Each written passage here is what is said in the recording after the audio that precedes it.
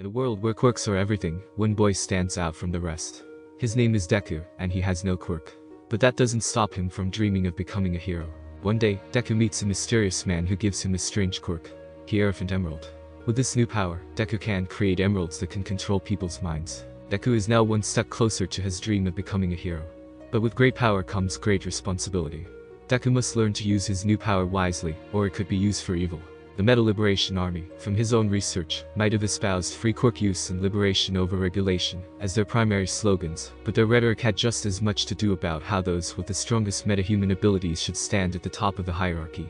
Quirkism disguised under rhetoric of freedom and free expression was still very much quirkism. By all rights he should have already reported it, except he hadn't. Why? Izuku's biggest reason was that it simply wasn't worth the hassle at the moment. Right now, an investigation would simply disrupt his education, if you could call it that, and possibly make things problematic for him in the future.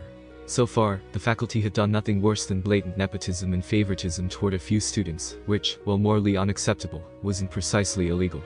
Unless he found proof that the MLA was still active and they were actually members, rather than merely supporting the idea behind it, then they were doing nothing illegal. The worst that would happen to them if he managed to tip off the police and heroes would be Alderet Junior High being shut down from the scandal, and the teachers all blacklisted. A not unpleasant result in his opinion, but not one worth the disruption it would cause to his own plans, nor the smear it could leave on his own record, just by being associated with the school. So, Izuku would keep his peace for now, and wait until he was securely enrolled in UA High as a hero course student, before he dropped an anonymous tip about the location of the shrine, and anything else he found to the police and a few hero agencies. He'd also continue to keep a weather eye on his teachers.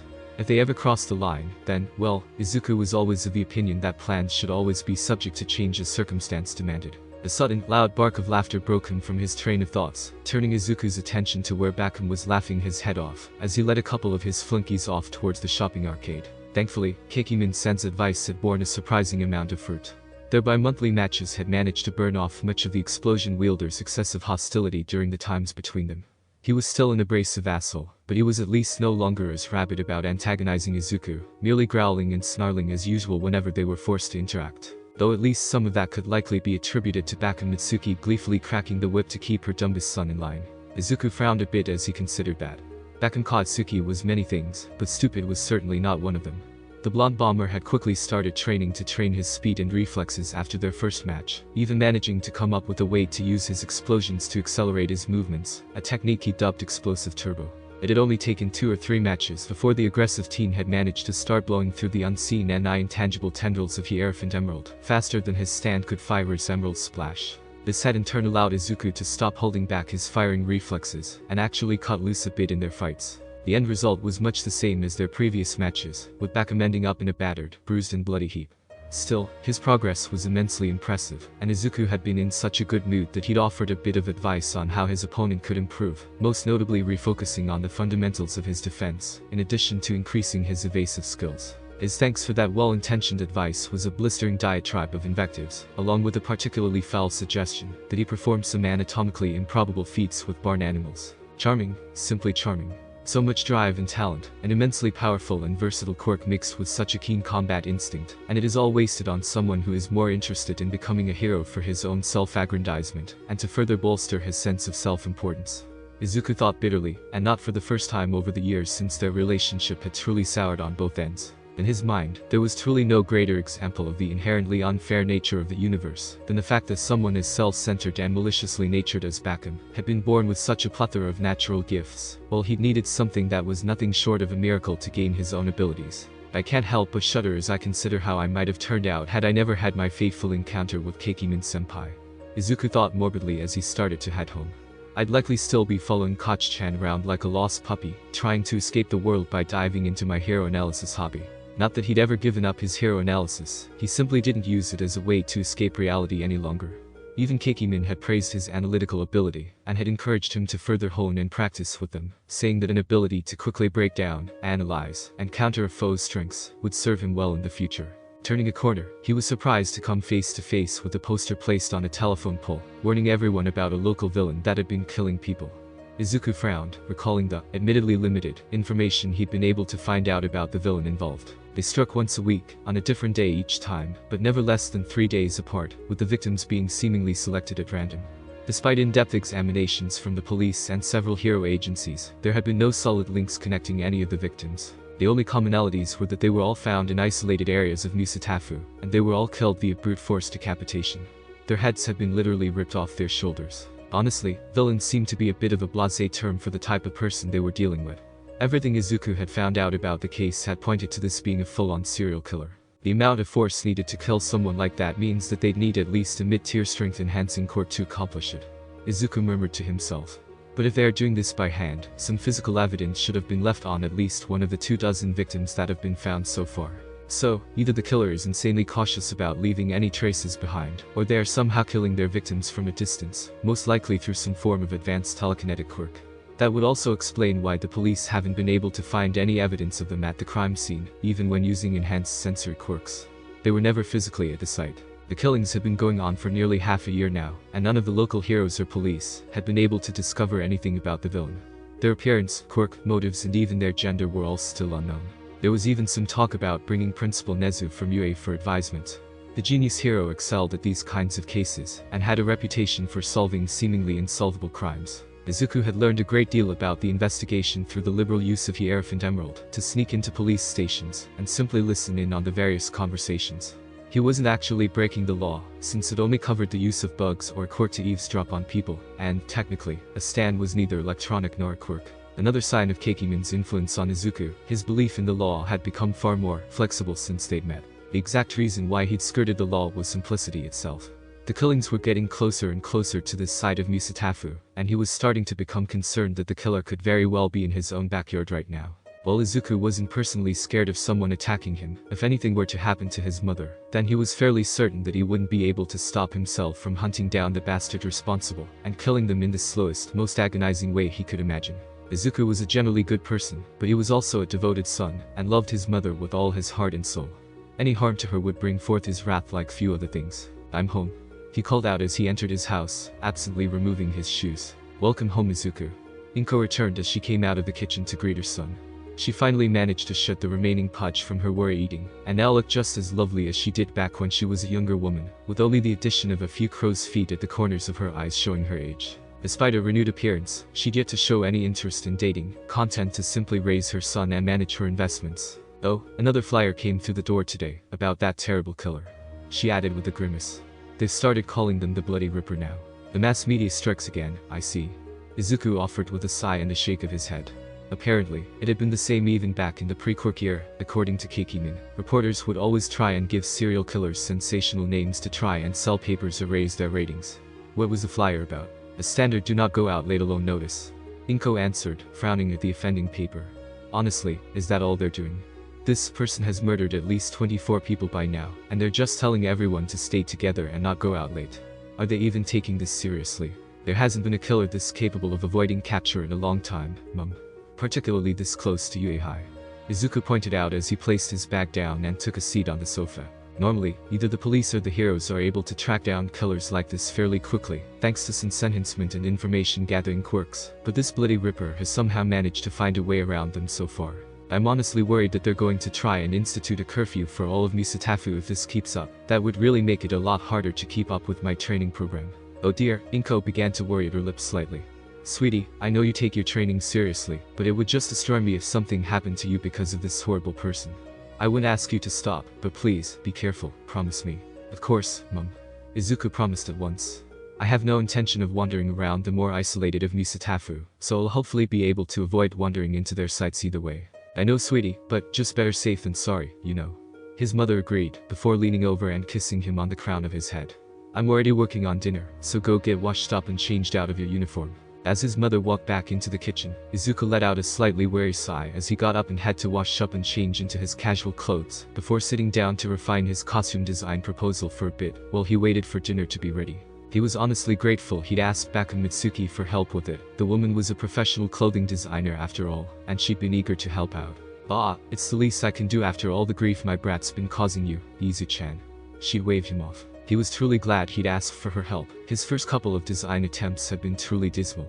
He knew, from browsing a few forums regarding UA and its hero course, that first-year UA students normally only submitted a general outline of what they wanted, and would then let the professional support companies UA. had contracts with Handel fleshing them out, but Izuku had a very specific set of ideas for what he wanted to get across for his costume, and he wanted his design to show them off as clearly as possible. Later that night, Yusatafu outskirts. "Stay back, get the fuck away from me." A terrified voice shrieked as its owner tried to escape his pursuer. An ordinary, if taller than average, salaryman with a single large eye ran, looking positively terrified and nearly tripping over his own feet as he fled down the street. His hands were a bloodied mess, with several fingers obviously broken, looking like he just tried to punch his way through a steel-reinforced wall. "I've got to get away." "No, you need to come closer." A voice purred out from the darkness behind him. The fleeing salaryman suddenly found his body freezing up, coming to sudden halt before he began to jerkily turn around and start walking toward a figure standing beneath a broken streetlight, the flickering light casting them completely in shadow. His single eye seemed to bulge with effort as he unsuccessfully tried to fight off whatever was controlling him, doing everything he could to try and break free and run again. But his body simply wasn't listening to him any longer. In the next moment, the man's head seemed to suddenly twist atop his neck, the sheer force of the motion quickly ripping it free from his shoulders in a fountain of blood, some of which flew in the direction of his killer. So much for the might of the Cyclops quirk. The figure sneered down at the body that was still at least 3 meters away from them, as the head seemed to hover in mid-air for a moment before dropping on top of his former corpse. "Taste what real power is like, you trash." The next day, Midori residence. The latest victim has been identified as Kadamiko Shai, age 34. His body was discovered earlier this morning by a dog walker. He possessed a heteromorphic quirk known as Cyclops, that, in addition to granting him a single eye with enhanced perception, also bolstered his strength and durability. The news announcer on the TV reported, "This marks the 25th identified victim of the Bloody Ripper in the past 6 months." Both police and local hero agencies have been baffled by this spree of murders, with no links between the various victims, and no motive for these grisly crimes being discovered, despite investigations into every victim's background. Chief of Police Suragami Kenji had this to say. The image on the screen quickly shifted to a large man with the head of a beagle, standing in front of the Musatafu Police Headquarters. The entirety of the police department are giving their all in attempting to find and identify the one behind these gruesome crimes, and even more resources are being allocated to our department as we speak. Woof. A special task force of both heroes and police officers has already been created, and, as of earlier this morning, Principal Nezu of UA has volunteered his services to take lead on the investigation. Woof. With all these factors in place, I have no doubts that the perpetrator will soon face justice for their crimes. Woof. A canine-based mutation quirk only affecting the head. How unusual. Izuku murmured absently, even as he twirled the pen between his fingers, his mind racing with this new information. His forays into the various police departments had found that there was a single commonality between the various victims of the Bloody Reaper. They all possessed fairly weak or harmless quirks. One of the first victims had simply possessed a mutation quirk that gave them gills in addition to normal lungs. Another could extend their nose to over a foot in length. Another could change their eye color at will. Yet another had been able to produce soap from their hands. However, this latest victim was different. Cyclops was a mutation quirk that granted its possessor a middling amount of enhanced strength and durability. It was nothing compared to what some other quirks could offer, but it was a sharp increase in power compared to the Bloody Ripper's previous victims. It could be a copycat, but Izuku doubted that. No, it was more likely that the killer was growing more confident in their abilities after so long without being confronted. They were getting bolder, and that would make them far more dangerous if they were ever cornered. Oh my, how dreadful. And that was just a couple of miles away. Inko murmured in worry from her spot next to him. "It's a good thing you decided against going out to train yesterday, Izuku." "Yeah, yes." Izuku nodded, swallowing his own thoughts. He was relatively certain of his ability to defend himself should he be attacked, but advertising that fact would only make his mother worry about him going looking for trouble. "Mum, I want you to be careful as well. From the way things are looking, whoever's behind this is obviously not right in the head. Don't worry, Izuku, I'm always finished with my shopping long before it gets that late." Inko offered her son a reassuring smile. "Now, you best be heading out or you'll be late for school." Izuku glanced toward the clock, noting that he was indeed running a bit behind. "Gah. I'm going to be late." Inko could only giggle as her baby briefly lost the compass mean he always tried to project these days, and ran about grabbing his things. Her boy had become so self-controlled over the past few years that she honestly didn't mind teasing him every once in a while, to get him to act his age. "I love you," Izuku shouted as he ran pell-mell out of the door. Smiling softly at her son's departing figure, Inko gently closed the door behind him, and set about her daily cleaning. There wasn't much she needed to do, both she and her son tended to be quite tidy and organized by their very nature, so it only took an hour or so to keep their apartment clean, unless she was going the whole 9 yards. Humming happily, the single mother began to bustle about her home, quietly happy and content with her life at the moment. After school, streets of Musatafu. Izuku was in a good mood as he walked down the street, heading toward Ichigaya's butcher's. It was only a minor detour on his usual route home, and his mother had texted him at lunch, requesting that he pick up some meat for tonight's dinner, his personal favorite, tonkatsu. He just barely kept himself from drooling at the mere thought. His mother's tonkatsu recipe was simply to die for in his humble opinion. Anyone who preached about the glories of professional chefs or the high-quality ingredients of fine dining had obviously never tasted a home-cooked meal made with a mother's love. He'd take his mother's cooking over any restaurant's paltry attempts 10 times out of 10. Out of the way. A sudden shout from behind him quickly drew him from his hunger-induced musings, mere moments before he was body-checked from behind and sent sprawling across the ground. Fortunately, several years of Aikido and various other forms of self-defense training kicked in, allowing him to fall properly and quickly regain his feet. The moment he was standing again, he was glaring down at the one responsible, a woman who looked to be in her 30s or somewhere thereabouts. Her pink hair was rather sloppily cut, as if someone had simply chopped off the excess hair with a knife, and hung down to her shoulders, framing a fairly plain, ordinary face. The woman's only remarkable feature were her intense, heterochromatic eyes. One eye was simply an empty pool of black, from the sclera to the iris and pupil, while its opposite was an equally blank pool of stark white. She was dressed in a typical office worker's skirt suit, a boring beige in color, and she was currently scowling up at him in frustration. "Kid, when someone tells you to get out of the way, you're supposed to freaking move." She barked at him from where she'd fallen. "Now I'm going to be late. Perhaps you should try watching where you're going then, rather than just expecting everyone to simply leap into traffic at your command, miss." Izuku shot back coolly, utterly unimpressed with the woman's arbitrary vitriol. She was the one who barreled into him, after all. "Drr, you're fucking lucky I don't have time to deal with disciplining a worthless brat right now." The woman growled as she got back to her feet. "You'd better hope I don't catch you hanging around here again, boy." With that, she pushed past him and vanished into the crowd, leaving an irritated Izuku staring after. HMPH. Izuku grunted as he dusted himself off. "Some people are such a," he muttered before coming to a stop when he noticed a wallet on the ground. Picking it up, he casually flipped it open, quickly noting the commuter pass for the same belligerent woman who just ran into him from out of nowhere. "Nagasaki Chigusa, huh?" he muttered before absently pocketing the wallet and making his way toward the nearest command police box to hand it in.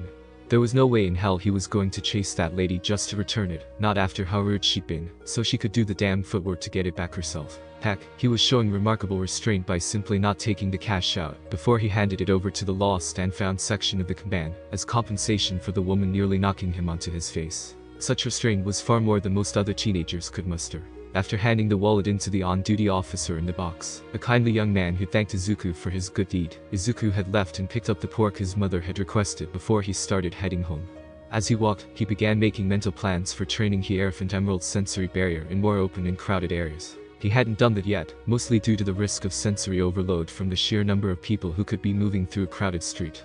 That and the fact that the normal version of sensory barrier was a fixed and immovable zone, designed to lock down and contain an area to prevent a large number of enemies from overwhelming him. Normally when I use that technique, I completely disassemble Hierophant Emerald into its natural strand state and spread it over the area. My zone has expanded both as Emerald has grown larger and as I've learned to spread it outward into thinner and thinner strands.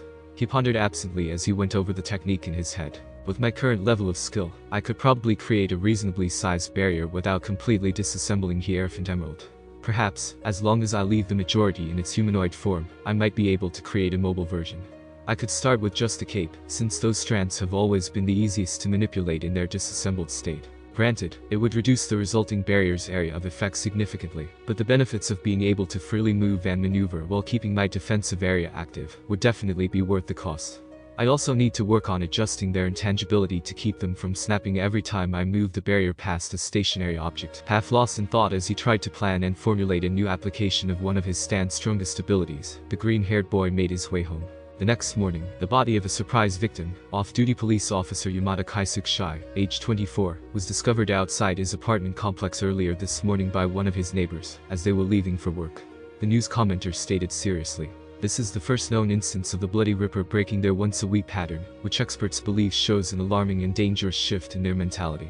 Police and local hero agencies are advising all residents of Musatafu to exercise extreme caution when moving around after dark, and to only do so in cases of absolute necessity." Izuku suddenly froze as the news screen shifted to show a picture of the murdered policeman. Izuku? Izuku? Honey, is everything alright? Inko asked anxiously as she noticed her baby staring in frozen shock at the screen. When I was grabbing the pork yesterday, I found a wallet someone had dropped and turned it into the local command, to him. The verdette eventually offered, swallowing slightly as he pointed to the image on the screen before them. He was quite a nice fellow, thanking me for being a good citizen, and wishing me a safe evening. Oh sweetie, his mother quickly moved next to him and wrapped her son in a protective hug. I'm so sorry, do you want me to call you in sick today? No, mum, I'm fine.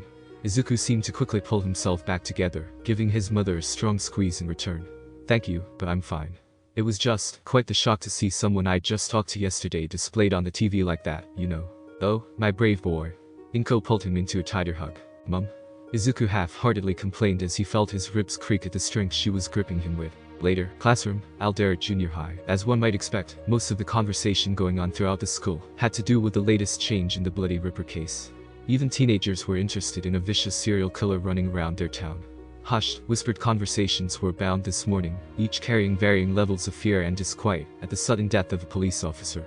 At least for those that had more empathy and emotional range than your average teaspoon, that is. So what if some fucking cop was offed? Bakum Katsuki grunted in annoyance toward his nervous cronies. No cop has got a quirk worth a damn, otherwise they'd have become heroes instead.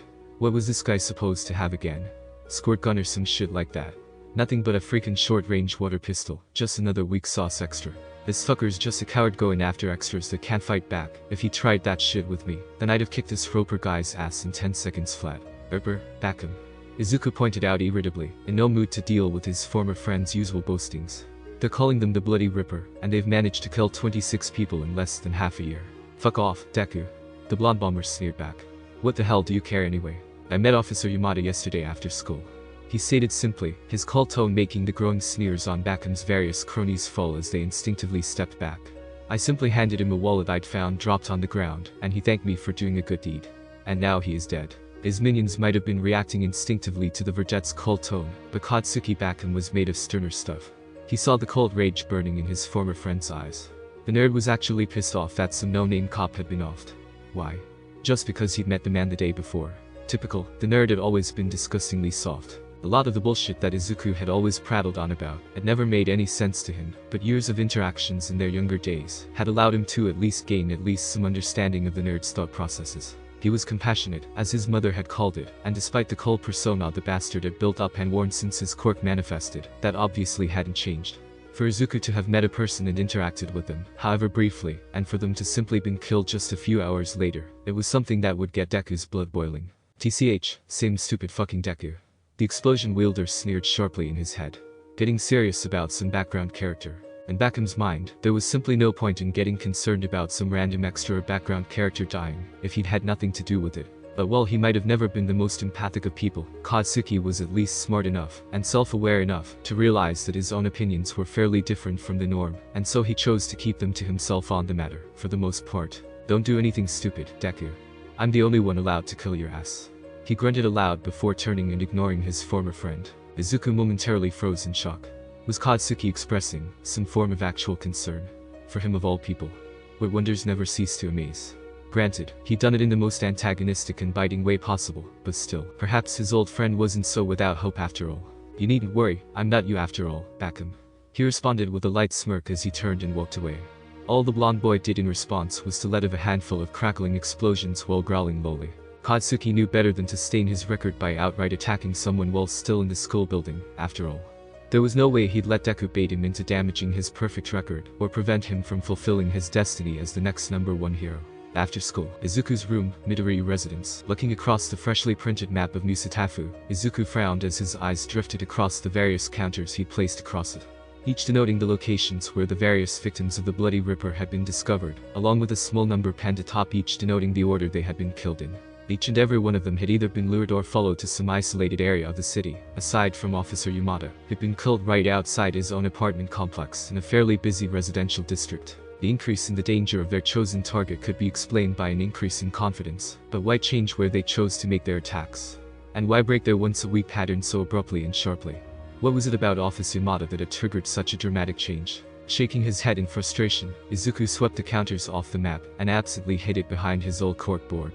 Just like their victims, there were no commonalities about the various attack sites that the Bloody Reaper had used in the past, save for the fact that they were all fairly isolated or remote locations. The police only knew that they were attack sites, and not simply dump sites, simply because there were absolutely no signs that the bodies had been moved after death, with blood spray in the surrounding areas, matching what would have been caused by a sudden, violent decapitation. Gritting his teeth, Izuku tried to shake off the uneasy feeling that had been shadowing him since he'd learned about Officer Yamada's death. It was a cold, sharp feeling, like he'd somehow just barely dodged an unseen bullet. Every instinct in his body, refined and honed under Keikimin's harsh tutelage, was warning him that something dangerous was approaching, and that Officer Yamada's death was somehow connected. Something had triggered, or perhaps even forced, the Bloody Ripper to completely abandon their normal modus operandi, and attack Yamada outside their normal time frame and hunting pattern. Perhaps it had something to do with the officer's position. None of the previous targets had been involved with the police force. They had been almost exclusively retired individuals, freighters, university students, or basic office workers. Izuku blinked before his eyes sharpened in realization. Over 24 deaths, and not a single one had been involved with the various emergency services, the Hero Safety Commission, hero agencies in general, or even actual government employees. That could not be a coincidence. No, somehow the Bloody Ripper was screening their various targets before selecting those that likely didn't have any form of backup or support, and whose death would not cause a sudden ramp-up in the manhunt due to the victim's relationships with someone important, which just made Officer Yamada's death a further outlier. So why had he died? Frown deepening, Izuku considered this new datum with everything that he already knew, only to come up with nothing. There was just too much that he didn't know, which was the same issue that the police were dealing with, or something close to it. Letting out a frustrated sigh, Izuku slumped. Even if he did somehow miraculously discover some hidden truth about the Ripper, there was no way he could take it to police, without exposing that he'd been spying on them. Nor could he move to act on the information himself, since vigilantism was very much illegal in the current day and age, even more so than it had been back before the court era, where superpowers weren't even considered in the equation. Straightening with a sudden jerk, Izuku made his way over to his computer, and did a quick search for the legal definition of vigilantism on the net. The result actually left him stunned speechless for a moment. Vigilantism is legally defined as someone acting in the same manner as a pro-hero, and freely using their court to attempt to apprehend criminals and/or save lives and property, in direct defiance of the Japanese Vigilante Pardoning Act 2XXX, the Professional Hero Act 2XXX, and the Universal Court Restriction Act 2XXX. What? Izuku coughed out in disbelief. He was well aware of those three acts. The Vigilante Pardoning Act had marked the legal end of the vigilante era, and the start of the pro-hero system in Japan. It was, for lack of a better word, an olive branch to the more stable and moderate vigilantes during those first few chaotic decades that had followed the birth of the luminescent baby and the start of the court era. After Japan's government had been able to regain some measure of control over the populace after the emergence of quirks, this act had offered amnesty to any vigilantes that matched the Japanese government's criteria, on the condition that they either retired as vigilantes or took up positions as government-sponsored agents. That act had been followed several years later by the Professional Hero Act, which had grandfathered in and officially deputized the majority of vigilantes who had risen to combat a sudden violent upsurge in dangerous and powerful individuals, after the original Vigilante Pardoning Act had been passed, granting them restricted rights to act as law enforcement, in exchange for being restricted by certain rules and guidelines in the line of duty. It had also established the Heroics Regulation Authority, which had been tasked with ensuring that all the newly licensed heroes obeyed the regulations that were put in place to govern them, as well as establishing the necessary skills and qualifications a vigilante would need to qualify to be deputized. The Regulation Authority would later evolve and expand with the development of the Pro-Hero system, to become the Hero Public Safety Commission, which was in charge of both monitoring pro-heroes, and with helping establishing the requirements that hero schools needed to meet in order for their students to gain their hero licenses, as well as regulating, administrating and monitoring the various licensing exams. Finally, the Universal Court Restriction Act had been the final nail in the coffin of any remaining independent vigilantes that didn't want to bow to public authority.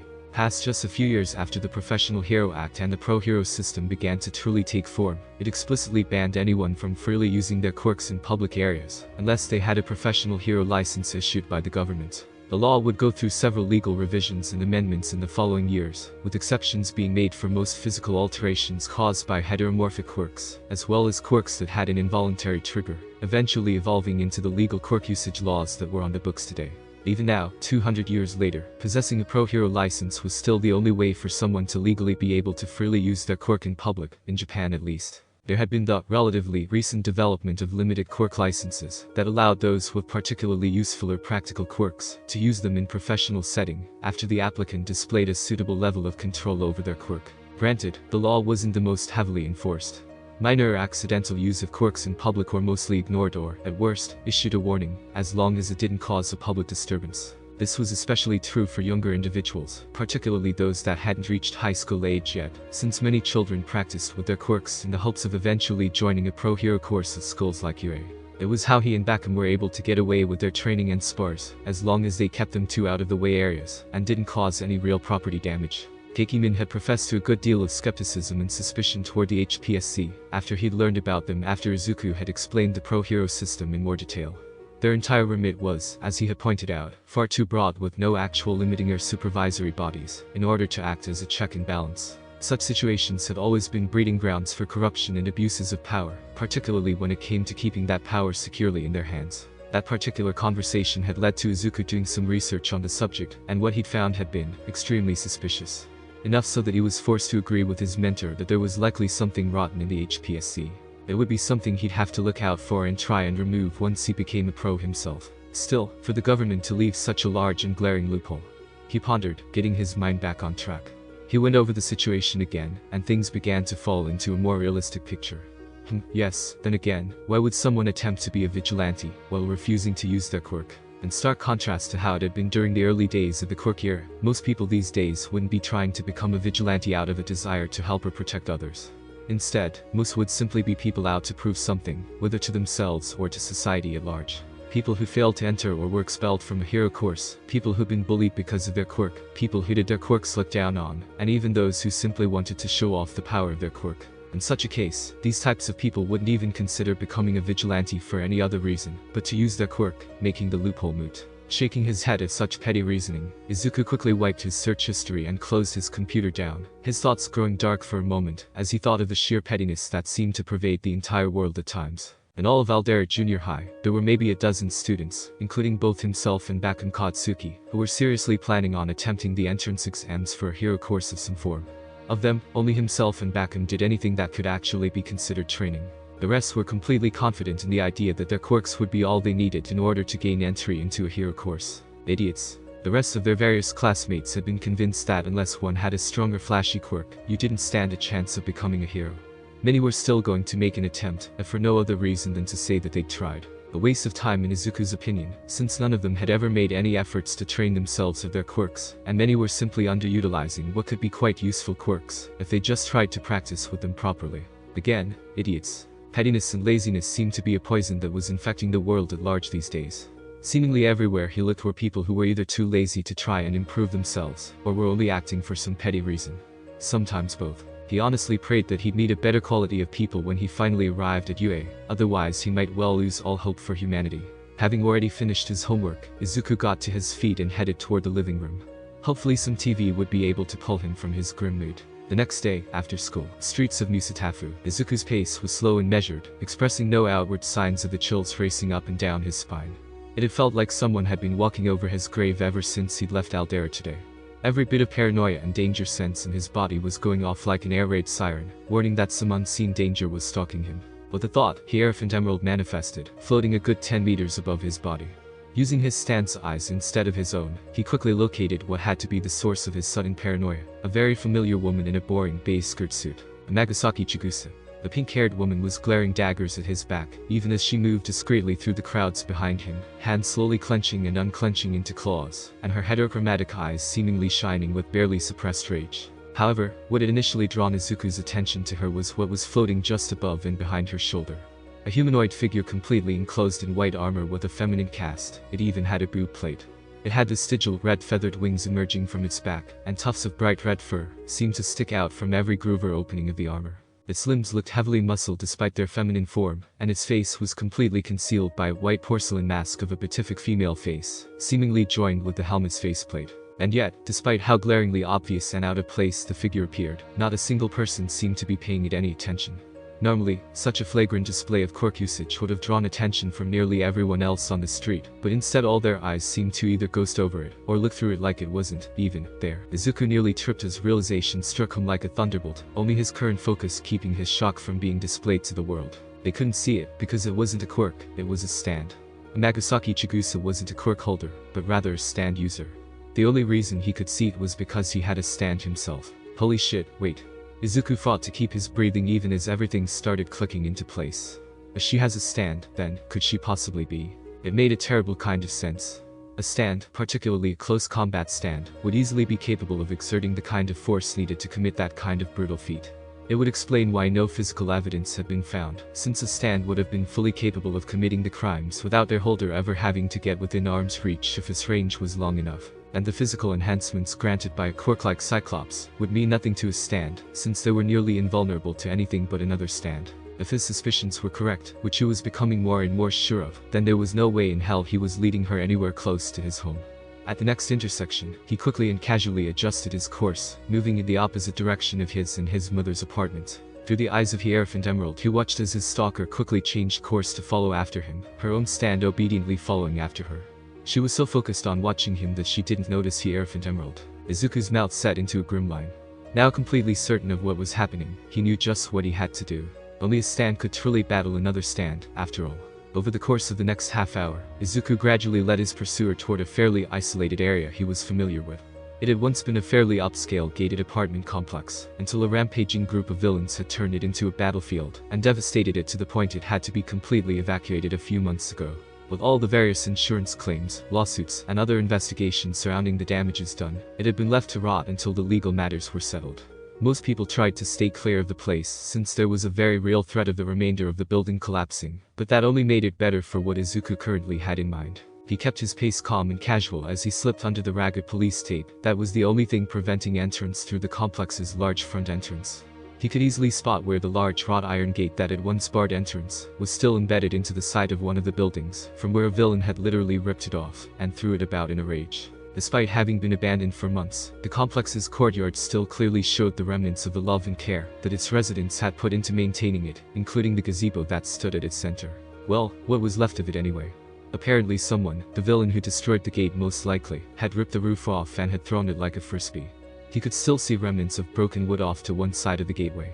As Izuku casually strolled up the steps of the gazebo, he suddenly came to a stop and spun around. Leaning back against one of the gazebo's remaining supports, he crossed his arms in front of his chest. I do believe it's well past time we ended our little game of Onigako. Besides, aren't you a little too old to be playing children games, Amagasaki-san? He called out calmly. In the same instant, he dispelled Hierophant Emerald from its place hovering in the air. There was a brief moment of silence, but then the pink-haired form of his adversary stalked into the courtyard, glaring absolute bloody murder up at him. Little brat. She practically snarled, teeth gnashing together as her black and white eyes practically bulged outward as they locked onto him. We meet again, my good lady. Izuku responded politely with a disarming smile, ignoring the stand that was floating menacingly behind her for the moment. So, would you mind telling me why you've been following me since I left school, all while looking like you wanted nothing more than to rip out my throat with your teeth? It's all your fault, you damn brat. Chigusa snarled out, her fingers practically forming claws as she swept them through the air. You and that stupid fucking cop. They'll know who I am now, and they're going to start hunting me like some fucking common murderer. Ah, so it is because of the wallet I turned in.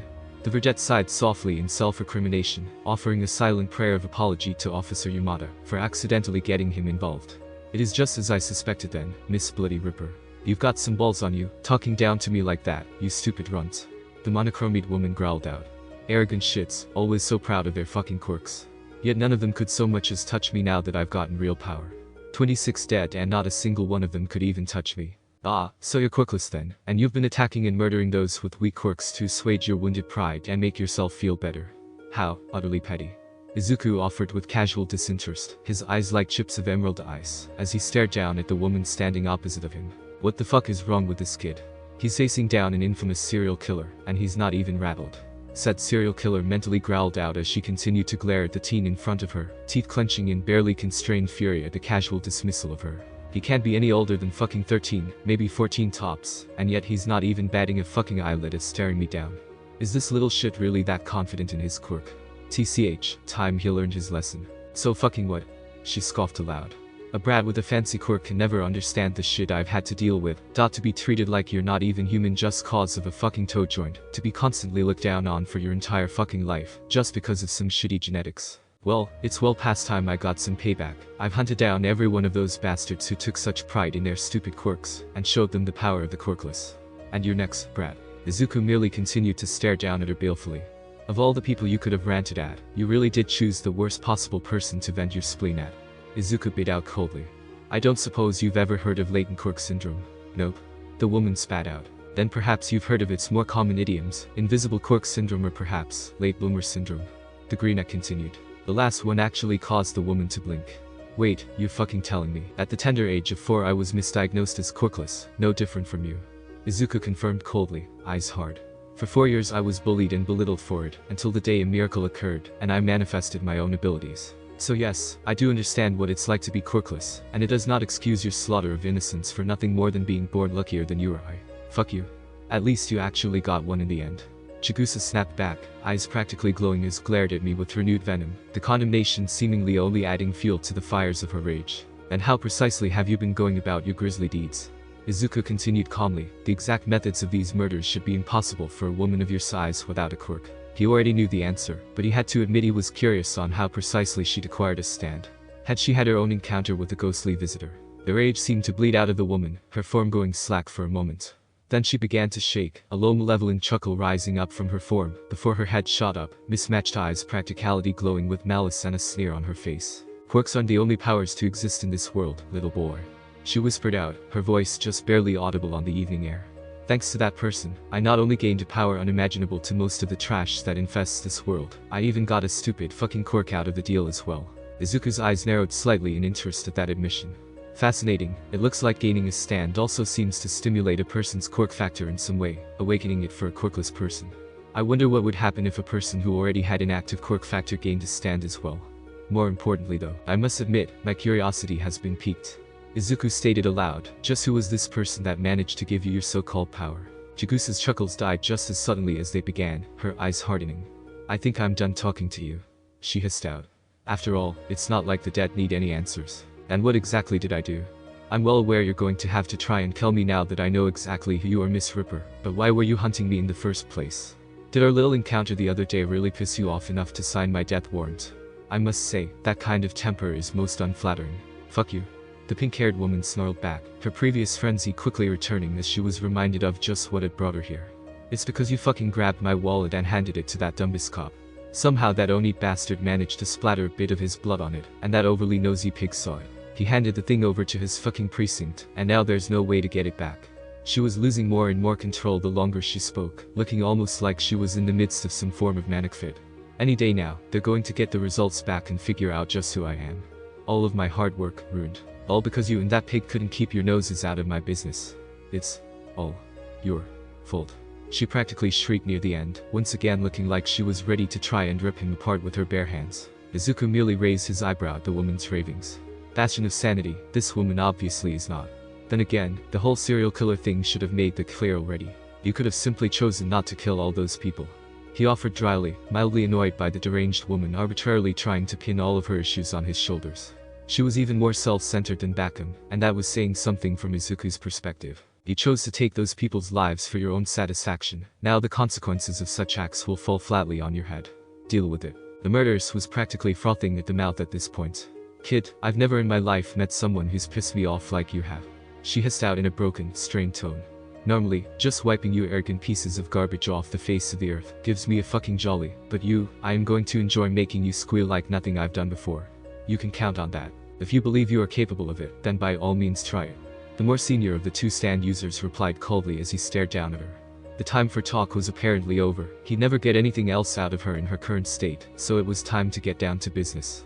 After all, do you think I'd have led you to such a perfect battlefield if I wasn't sure of my ability to win? So please, come at me murderers, and I'll thank you in advance for becoming the lab rat that I can use to test and see how far I've progressed with the last 5 years of training. That final remark seemed to push the pink-haired serial killer straight over the edge. Manajaku, judgment. She howled, the white and red figure behind her suddenly shooting straight towards him, arms extended forwards as it aimed for his head. Experiment number 1, Izuku mentally intoned as he quickly brought his hands together, before just as quickly pulling them apart. Begin. With a twist of his wrist and an adjustment of his arms, he brought the resulting surge of glowing green liquid around, to bring it to bear directly at the charging stand. Emerald splash. In an instant, dozens of fist-sized emeralds shot out of the stream, streaking through the air straight at the figure that Izuku was assuming was named Manajaku Judgment. The crystalline projectiles quickly began pummeling the opposing stand incessantly. This experiment was to test something that Izuku had been curious about, since Keikimin had first explained the normally indestructible nature of stands to him. Only the abilities or body of another stand should be able to harm the charging figure. In that case, his Emerald Splash should have done nothing more than push the opposing stand back. But his quirk, Emerald Hierophant, was different. It was inexplicably linked to Hierophant Emerald, or perhaps even its progenitor Hierophant Green. Either way, his quirk seemed to mimic the capabilities of a stand in many ways, so could it actually cause damage to another stand? That was what this experiment would hopefully tell him. Jaya. Chigusa suddenly shrieked in pain as welts, bruises and cuts seemed to suddenly appear across her face and upper body as her stand was rapidly pushed back by the barrage. Numerous small cracks were already covering its armor and mask-like face, mirroring the wounds appearing on its master's skin. What is going on? A partial success, at least. Izuku silently mused as he continued his barrage. I'm going at almost full power now, so my Emerald Splash should be traveling at about 1320 feet per second, and the impact velocity should be at over 900 feet per second at this point. That would be the rough equivalent of an automatic shotgun firing number 000 buckshot at near point-blank range, and yet all I'm managing to do is cause surface wounds.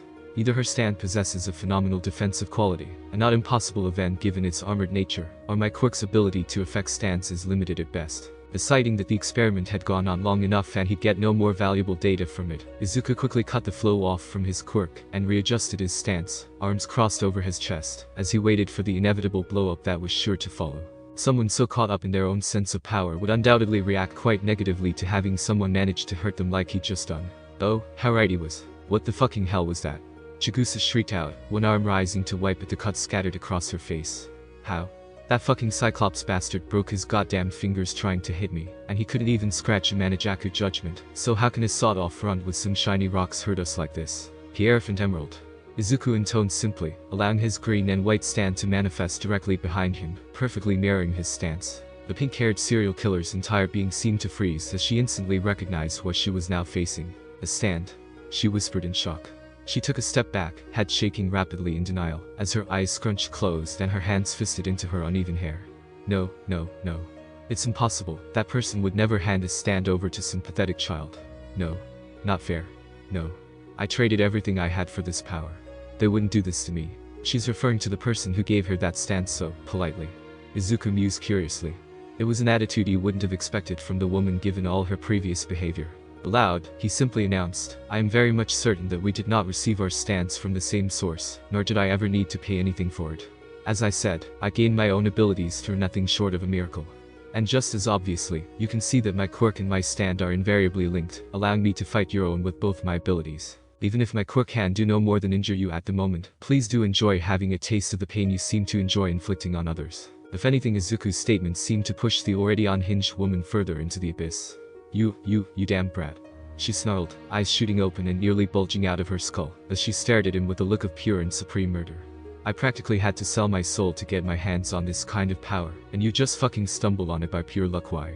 Izuku merely shrugged absently, as if saying, why are you asking me? I am going to make you scream for mercy before you die, boy. The bloody Ripper snarled out, crimson blood spreading across her face from her weeping wounds. And I doubt I'll be in any mood to grant you any.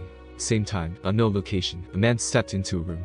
The room itself was almost pristine in appearance, every surface looking like it had been religiously scrubbed and cleaned mere moments ago. However, aside from a single dentist's chair installed in the center of it, the room was also completely empty of any furniture or decorations. All in all, the combination gave the room a very Spartan air. One of the man's associates had even referred to it as barren. The man himself was actually quite similar to the room. Impeccable but also largely unremarkable.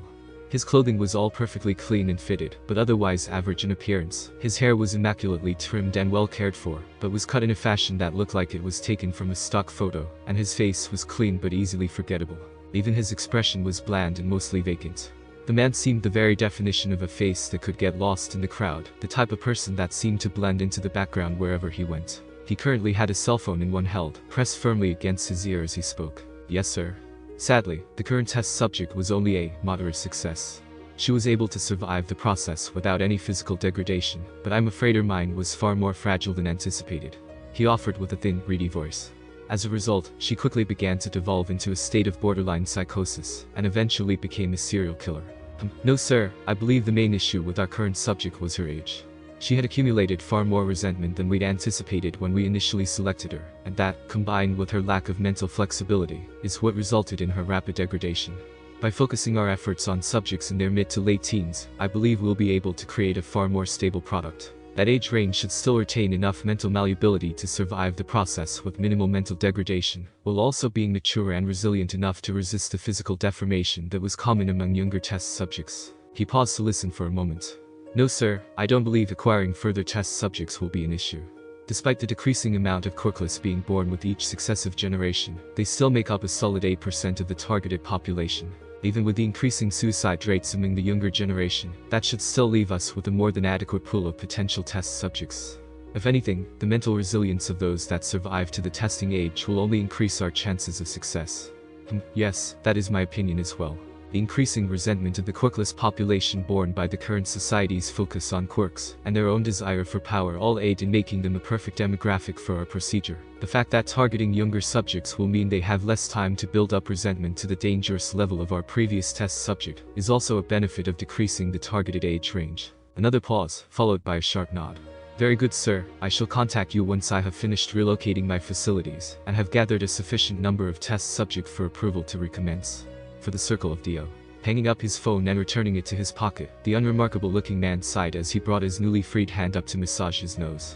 Honesty, now I have to go through all the trouble of relocating everything once again. That worthless test subject is proving to be nothing but a hassle. Even the stand she produced turned out to be nothing more than an utter disappointment, a complete waste of materials and efforts. Oh well, the data we gathered from her and her deterioration helped greatly refine the process, and she at least proved my theory accurately enough in the eyes of my superiors. Together, that should at least cover the cost of everything I was forced to waste on her. And I suppose even a dismal failure like a Nagasaki can provide a useful foundation for future successes. Raising his voice a bit, the man called out the door behind him. Inugami. Get in here. Another man quickly came through the door. This one was tall and handsome, wearing what had to be a designer suit, and a bright and eager expression on his face. You called, Hyman-sama. What can I do for you? He asked eagerly, his voice warm and velvety. We're relocating to Site K. The man, now identified as Hyman, stated simply. The last test subject has drawn far too much attention to this area for the moment. Arrange things with your subordinates to handle everything as per usual. As you command. Inugami agreed with a quick bow, both hands in front of his chest as he wrung them together eagerly. Should I also arrange for the disposal of the worthless bitch while I'm at it? No, she's not worth wasting any further resources on. At her current rate of deterioration, she'll likely overreach herself soon enough and end up biting off far more than she can chew. The forgettable man stated clinically, a small, nasty smirk appearing on his lips.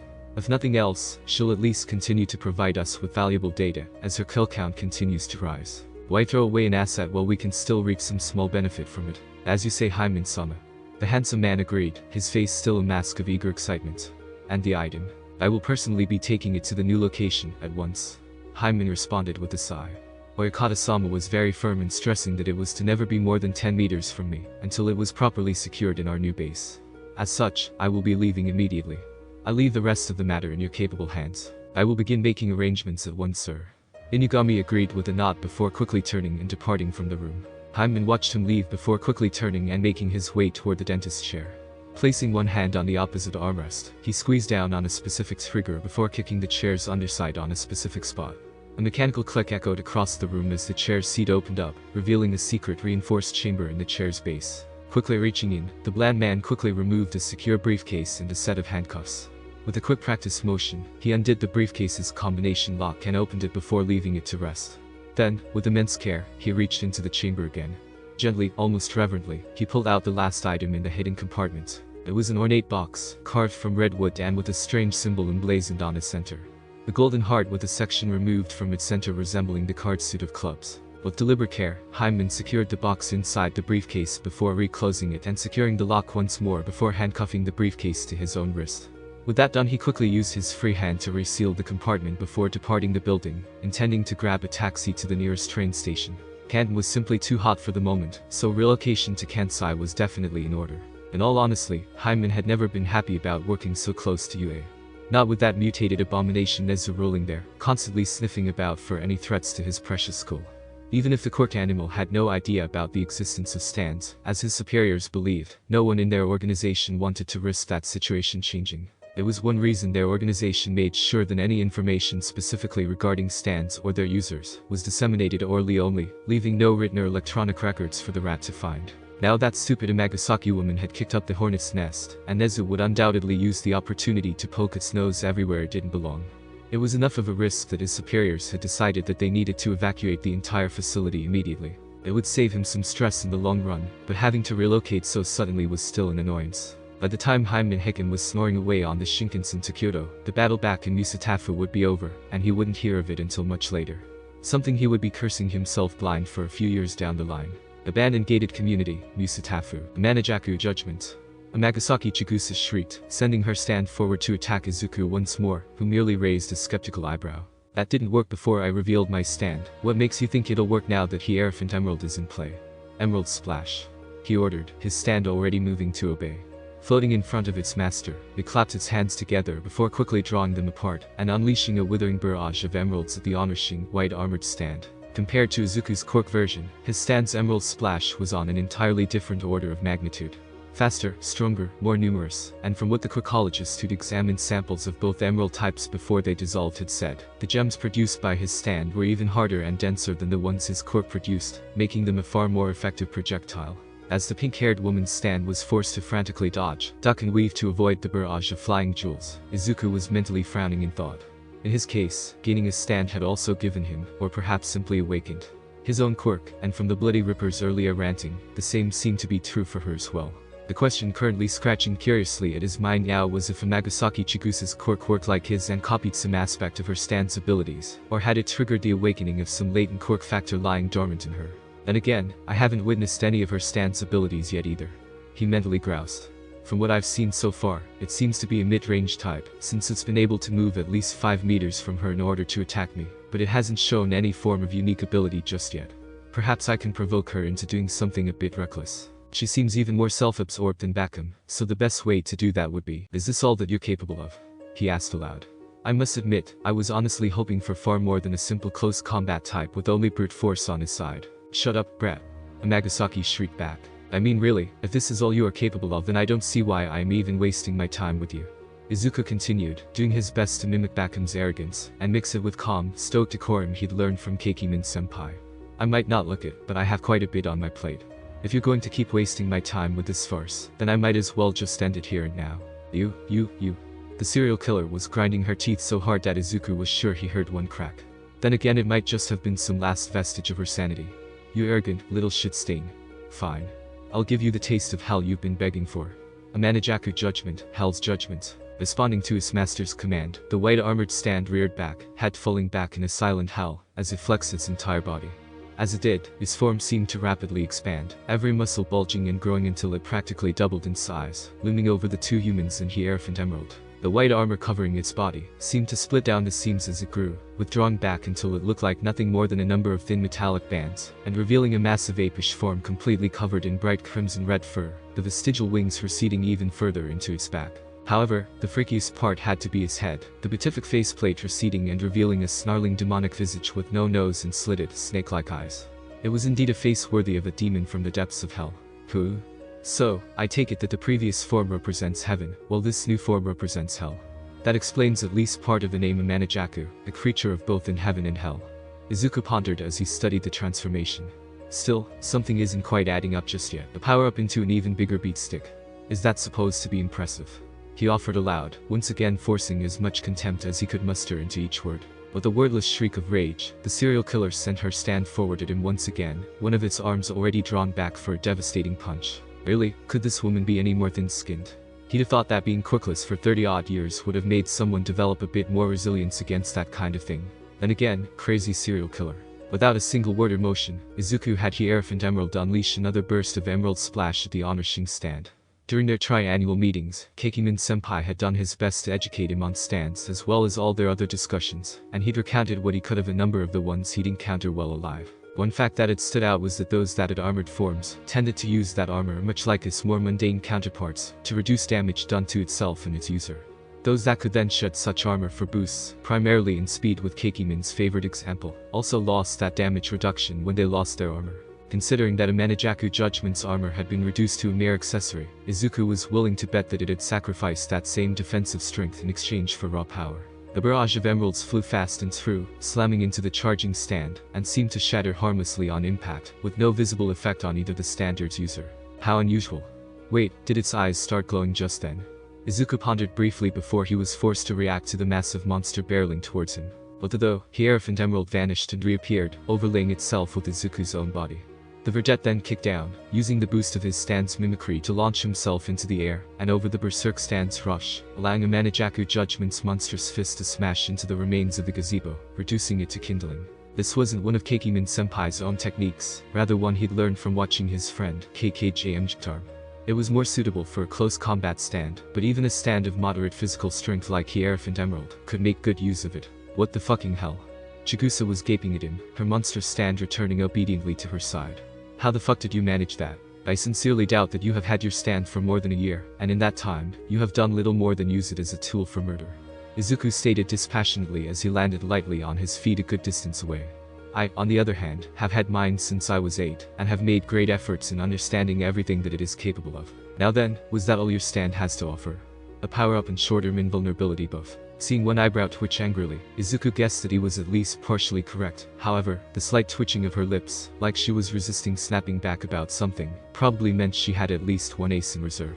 Opening his mouth, Izuku was about to announce that he was going to have Hierophant Emerald attack her, so he could test her invulnerability's duration, before he suddenly clicked his mouth closed again. Why the hell was he going to announce his strategy like some idiot protagonist? Wait, are her eyes glowing as well? The greenette suddenly noticed that both the woman's heterochromatic eyes, one a bit of pure black the other pure white, were glowing faintly in the dim light of the early evening. Everything seemed to snap into place in that moment. Shit, her quirk. I was so wrapped up in her stand that I forgot about it. Me, the quirk nerd extraordinaire, forgetting about a quirk. Bakum must never learn of this, or he will give me unending hell over it. Elsewhere, Bakum Katsuki abruptly sneezed into his hand before glaring around and demanding to know who was talking shit about him behind his back. And so, you turn to your oh-so-despised quirk. Izuku stated aloud, smirking slightly as he noticed the glow in her eyes vanish as her face momentarily morphed into an expression of shock. Some form of mental emitter type if I'm not very much mistaken, and I bet I can even guess what you named it. They seem to be able to compel your target to speak their intentions aloud to you, and I'm willing to bet that afterwards you can activate some form of secondary effect, issuing a counter order that forces them to perform an opposite action. Yes, a Manajaku is definitely a most suitable name for such a quirk, albeit one that makes it rather easy to decipher if your opponent is well versed in traditional folklore. A Manajaku, the so-called heavenly evil spirit, a Inkai from Japanese mythology which had an extremely contrary nature, and would always perform the exact opposite action of any order it was given. Izuku himself was rather well versed in such stories thanks in no small part to Bakum Masaru, who had a fascination with such old tales. His interest had been sparked as a youth because the only times that Katsuki had cried when they were kids was when Masaru would indulge in his love of spooky stories and share them during their occasional sleepover. Anything that could make the great Katsuki cry like a scared toddler was well worth spending some time studying. Elsewhere, Bakum felt his ears burning and started to rage about people talking smack about him behind his back, before his mother whacked him across the head and told him to shut the fuck up and start eating, instead of acting like an idiot, ranting out of nowhere like that. How the hell do you keep doing this, you fucking son of a bitch? Chigusa snarled out, clawing at her hair in frustration. How in the name of hell was this damnable brat reading her like this? I like to consider myself a fairly disciplined and intelligent individual, so the sudden urge to start shouting my plans like a moron was quite noticeable. Your quirk seems to have two rather glaring weaknesses. It is most unsubtle, and the compulsion to obey the initial urge is quite weak. In order to use it against someone effectively, you have to be sure they are either weak-willed enough to comply, arrogant enough to not notice the compulsion, or simply too distracted to resist. The more experienced stand user replied dryly. He decidedly did not mention that one or even both weaknesses was most likely due to the fact that her quirk was still very immature, having only awakened less than a year ago, and that she had likely spent little to no time training or practicing with it. Let me see if I can guess your modus operandi, Miss Bloody Reaper. Izuku continued disdainfully. You first start by poltergeisting your victims with your stand, scaring and distracting them enough that they can't resist when you activate your quirk, and prevent them from trying to resist or escape. Then you use your stand once more to perform your signature finisher. My guess is that Kadam-san wasn't so easily spooked, and instead he lashed out and met your stand for his trouble. It was only after he broke his fist against the Manajaku judgment that he was distracted enough for you to use your quirk on him. With every correct deduction, Amagasaki Chigusa felt her already boiling rage grow hotter and hotter. Her face grew redder, her scowl deepened, her eyes began to twitch, and her already tenuous hold on her sanity grew looser and looser. In the end everything just snapped. Shut up. Shut the fuck up already, you little bastard. Just die already. Die. Fucking die. Okay, maybe he pushed a bit too hard there. Crush him. The serial killer shrieked, her stand launching itself toward Izuku once more. Standard Emerald Splash attacks won't work, as long as this form can keep its invulnerability active. Izuku pondered with a frown as he once again used Hierophant's leg strength to enhance his own, in order to avoid the Hulk-like stand's lumbering attacks. Luckily, it seemed to have traded most of its speed for sheer power in this form. Still, all stand abilities have their limits, whether it is the power to stop time or invulnerability to damage. There has to be some limit to its invulnerability. Perhaps a time limit or some limit to the amount of damage it can negate. Let's test that. Emerald Splash. Fusillade. He ordered aloud as he landed once more. His stand responded immediately, demerging from him and bringing its hands together.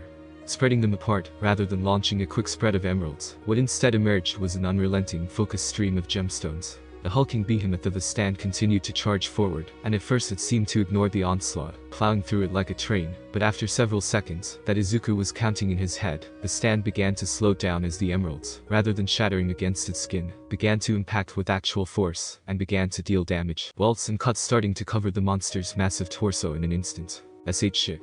Fall back. Chigusa spat out in pained anger as echoes of those same injuries began to cover her own body. Izuku could already see bloodstains starting to darken small patches of her clothes. 5 seconds.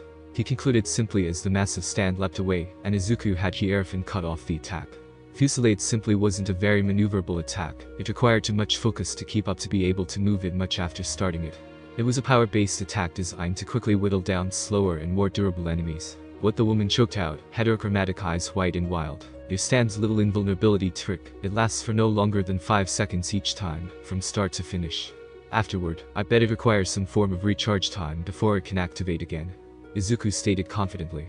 More than that, it doesn't seem to be a skill you consciously activate. Instead, it is an autonomous skill that activates independently whenever a certain condition is met. Likely the stand is attacked by another stand. How? What the hell are you? How the fuck are you figuring all this out so fucking fast? The female stand user shrieked in outrage, her entire visage pale with shock and a mounting panic. Because its eyes started to glow red the instant one of my Hierophant's emeralds touched his skin, with the light fading as time went on. Izuku replied dully. The kind of split-second activation would require either reflexes well beyond anything you've shown, or an autonomous skill of your stand. I am willing to bet that you never even noticed the glow that accompanies it activating that particular ability, since it would only be visible if you were facing your stand when it activated. Unless you've trained with another stand user and they mentioned the tell, there was simply no way for you to notice it. Really, Kekiman-senpai's training gave him an almost unfair advantage against regular stand users, let alone someone like Nagasaki Chigusa, who seemed to rely on the most obvious uses of her stand, and had ignored everything else. Fucking smart ass brat. The pink-haired serial killer growled out. I know a thing or two about stands too, and that damned glow stick of yours is obviously a long-range type. That means it's next to worthless in close quarters. The second Maya Manijaku gets its hands on it, you're both as good as dead. I think if your stand manages to get its hands on my stand is a better way of putting it. Izuku returned with a scoff. Your stand right now might be an excellent tank, but it is simply too slow to reach me before my Hierophant can overcome its invulnerability. Even returning to its previous form won't make it fast enough. Chigusa's face split in a bloodthirsty smile. A Manijaku judgment. Hell to heaven. The stand once more threw its head back in a silent roar. This time, however, it began to shrink, the armor plates expanding once more to cover its flesh. However, the process continued even after a Manijaku judgment returned to its base state. The fur that previous stuck out of the seams of its armor drew back into its armor, its limbs continuing to extend to an inhuman length, and the vestigial wings along its back grew and spread outward before they too were covered in white armor. When the transformation finished, the stand had completely transformed once again, leaving a thin, almost skeletal being in its place, inhumanly long arms and legs scraping the ground as a pair of metal wings seemingly holding it aloft. It looked like some twisted mockery of a Western angel, or even the Tenyo of Japanese mythology. So rather than a standard transformation type, it is a stat redistribution stand. Izuku hummed in realization. The first form would be the balanced or neutral state, while the Hell form is optimized for raw power. I'm guessing that this Heaven form is likely optimized for speed and agility, then. You'll find out soon enough, brat. The serial growled out, biting down on her cheek in frustration. She just couldn't understand how the hell was this kid figuring everything out so quickly. This kind of analytical ability was something that she'd expect out of some kind of veteran pro-hero, not a brat that still reeked of mother's milk. Crush that toy, a Manijaku judgment. She ordered aloud, pushing away her doubts for now. Then a Manijaku judgment vanished. Izuku barely managed to catch sight of a white blur slamming into Hierophant Emerald, the impact sending the green and white stand flying backward. Izuku felt a sudden jolt of pain, like someone had just rabbit punched him square in the chest. Still, it proved what he'd suspected. Amanajaku Judgment's most recent transformation had sacrificed most of its strength in exchange for speed. He was willing to bet that the vast majority of the impact that had sent Hierophant Emerald flying had been due to the mass of opposing stand being slammed into it at high speed. Well, I'll admit it, that stung a bit. Izuku offered offhandedly, one hand absently rubbing at his chest to relieve the phantom pain. But honestly, your stand has simply traded one over-specialization for another.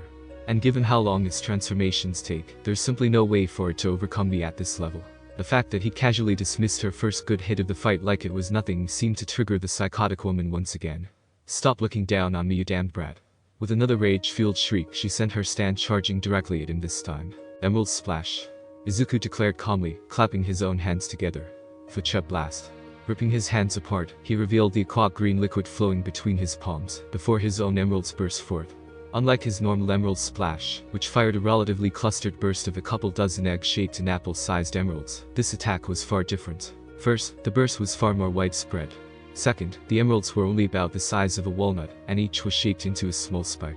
Third, the number of projectiles was multiplied several times over to close to 100 projectiles being fired in each blast. Fucking shit. Chigusa shrieked in shock as she was forced to throw herself to the ground in order to avoid the incoming hail of spikes, even as several managed to slam into her Amanajaku Judgment, falling onto the now angelic stand like a hailstorm, and instantly the small, spike-like projectiles began to deal damage, proving that Amanajaku Judgment's automatic defense did not activate against Izuku's quirk. That made sense, as if Izuku's deductions were accurate. Amanajaku's automatic defense was designed to protect itself from other stands, which should have been the only thing that could truly harm it. Since Izuku's quirk seemed to straddle the line between a quirk and a stand, then it made a certain amount of sense that abilities that activated automatically against stands would fail to activate against his quirk. So, the storm of miniature stakes began to hit immediately, starting to deal damage right from the start of Izuku's barrage. Not much damage, it had to be said. Part of that was due to the fact that overly agile stand was still darting about like a fly to avoid the worst concentrations of the blast. The other part was because the armor that now completely covered its form was strong enough to resist the flechette rounds at its strongest points. However, damage was still being done, small flechette rounds piercing through the armor at its various joints and other weak points. Chigusa shrieked as she writhed on the ground, feeling like someone was repeatedly shooting her with a nail gun. Small wounds were opening up all across her body, weeping blood and further staining her beige work suit red. I can't even get close to him, Chigusa realized as she slowly pushed herself back to her feet, rage finally breaking as panic began to overtake her. For the first time since she'd gained her power, she was confronted with an enemy who completely overshadowed her. And in her heart of hearts, Amagasaki Chigusa was a coward, a bully happily lashing out against those weaker than her, now that she had the power to do so. One that would only fight when she was sure that she could win. But every trick and technique that she'd learned since she'd gained her stand was proving utterly useless against this monstrous little brat. Every attack or trick she used only ended with her getting hurt instead. Her entire front was now covered in a myriad of wounds, while the worst she'd been able to give the brat was a bruise that he barely seemed to notice. As kid, no, this monster was simply on an entirely different level than her. She needed to get away. She needed to think, to plan, to hire a damn sniper to kill this fucking demon from a distance. A sudden throb of pain went through Chigusa's head, and managed to cut through her mounting panic, reminding her that her time limit for maintaining heaven mode was drawn close. She could only have Amanajaku Judgment maintain either of its two different power modes, for up to 3 minutes each, 5 if she was willing to endure a throbbing headache for the rest of the day. Not important right now. Her priorities were crystal clear: get out and lie low for a while, then hunt down the little bastard's friends and family, before sniping him in the fucking head and pissing on his corpse. But first, she had to get out of this situation. Putting such thoughts into actions, the pink-haired serial killer quickly turned on her heels, and booked it back towards the entrance to the abandoned gated community that had been their battleground. Running in heels wasn't usually a well-advised option, but it was a skill that Chigusa had long mastered, thanks to her asshole of a boss being such a demanding prick. And so, you show your true colors at last. That little bastard offered from behind her, amusement clear in his tone. But who said you could just leave? Then another of those damned emeralds the fucker and his stand liked to fire off flew at her. Only this time it seemed to emerge out of nowhere directly in front of her. It was sheer dumb luck that she was able to throw herself out of the way, not realizing that Izuku had deliberately fired it slow enough to act as a warning shot. Fuck. Where the hell did that come from? The female stand user demanded in panic. Take a good hard look around you. Izuku replied dully, gesturing around them. Chigusa did just that, and her eyes immediately bugged out in disbelief when she finally noticed. Long, linked strands of white and emerald green material now interlaced over every inch of the inner walls that surrounded the gated community's courtyard, as well as the pavestones that covered the ground. Hell, there were even several crisscrossing across the entranceway and stretching into the small tunnel beyond. What the hell is this shit? Chigusa shrieked out. The Hierophant Emerald isn't a humanoid stand by default. The green-haired boy shrugged carelessly. What you see around you is his natural form, or part of it, at least. It was then that Chigusa peeked over her shoulder to finally take a look at her tormentor, and saw his stand had returned to his side, floating slightly behind him. His cape was gone, and several tendrils of green and white flowed down its back and into the ground below. When the hell did you pull this off? Oh, I had my Hierophant start setting the stage for the grand finale of our little show, once you showed your last trump card. The verdette replied absently. I drew your attention back onto me with a bit of taunting, so Hierophant Emerald could be free to spread his web for when your courage finally broke. And just like I thought, like every other bully in the world, when confronted with someone stronger you turn heels and run. Sadly for you, now that my emerald barrier is erected, there is no escape. Any and all movements within it will be detected and will result in a barrage of emerald splash on your location from 360 degrees around you. You might wish to surrender, but I'm afraid I'm well past being willing to accept it. Izuku was very angry right now. In fact, his anger had only been growing steadily since this fight began. 26 innocent people were dead, including Officer Yamada, all murdered just to feed this angry petty woman's jealousy and spite. Instead of trying to do something good with the power she'd gained, she had instead used it to become the worst sort of bully imaginable, brutalizing, tormenting and murdering others, just to satiate her hatred and appease her own sense of superiority. All the while acting like she was the victim of some grand tragedy. All men are not created equal, it sucked, and it was painful, but even at 4 years old, Izuku had been able to realize that. To see a woman twice his age unwilling to accept that fact, using it as an excuse to justify misusing her newfound gifts to satiate her own bloodlust, was utterly unforgivable to the young stand user. More than that, even if he did simply capture her and leave her for the police to arrest, modern quirk suppressing technology was worthless against stands.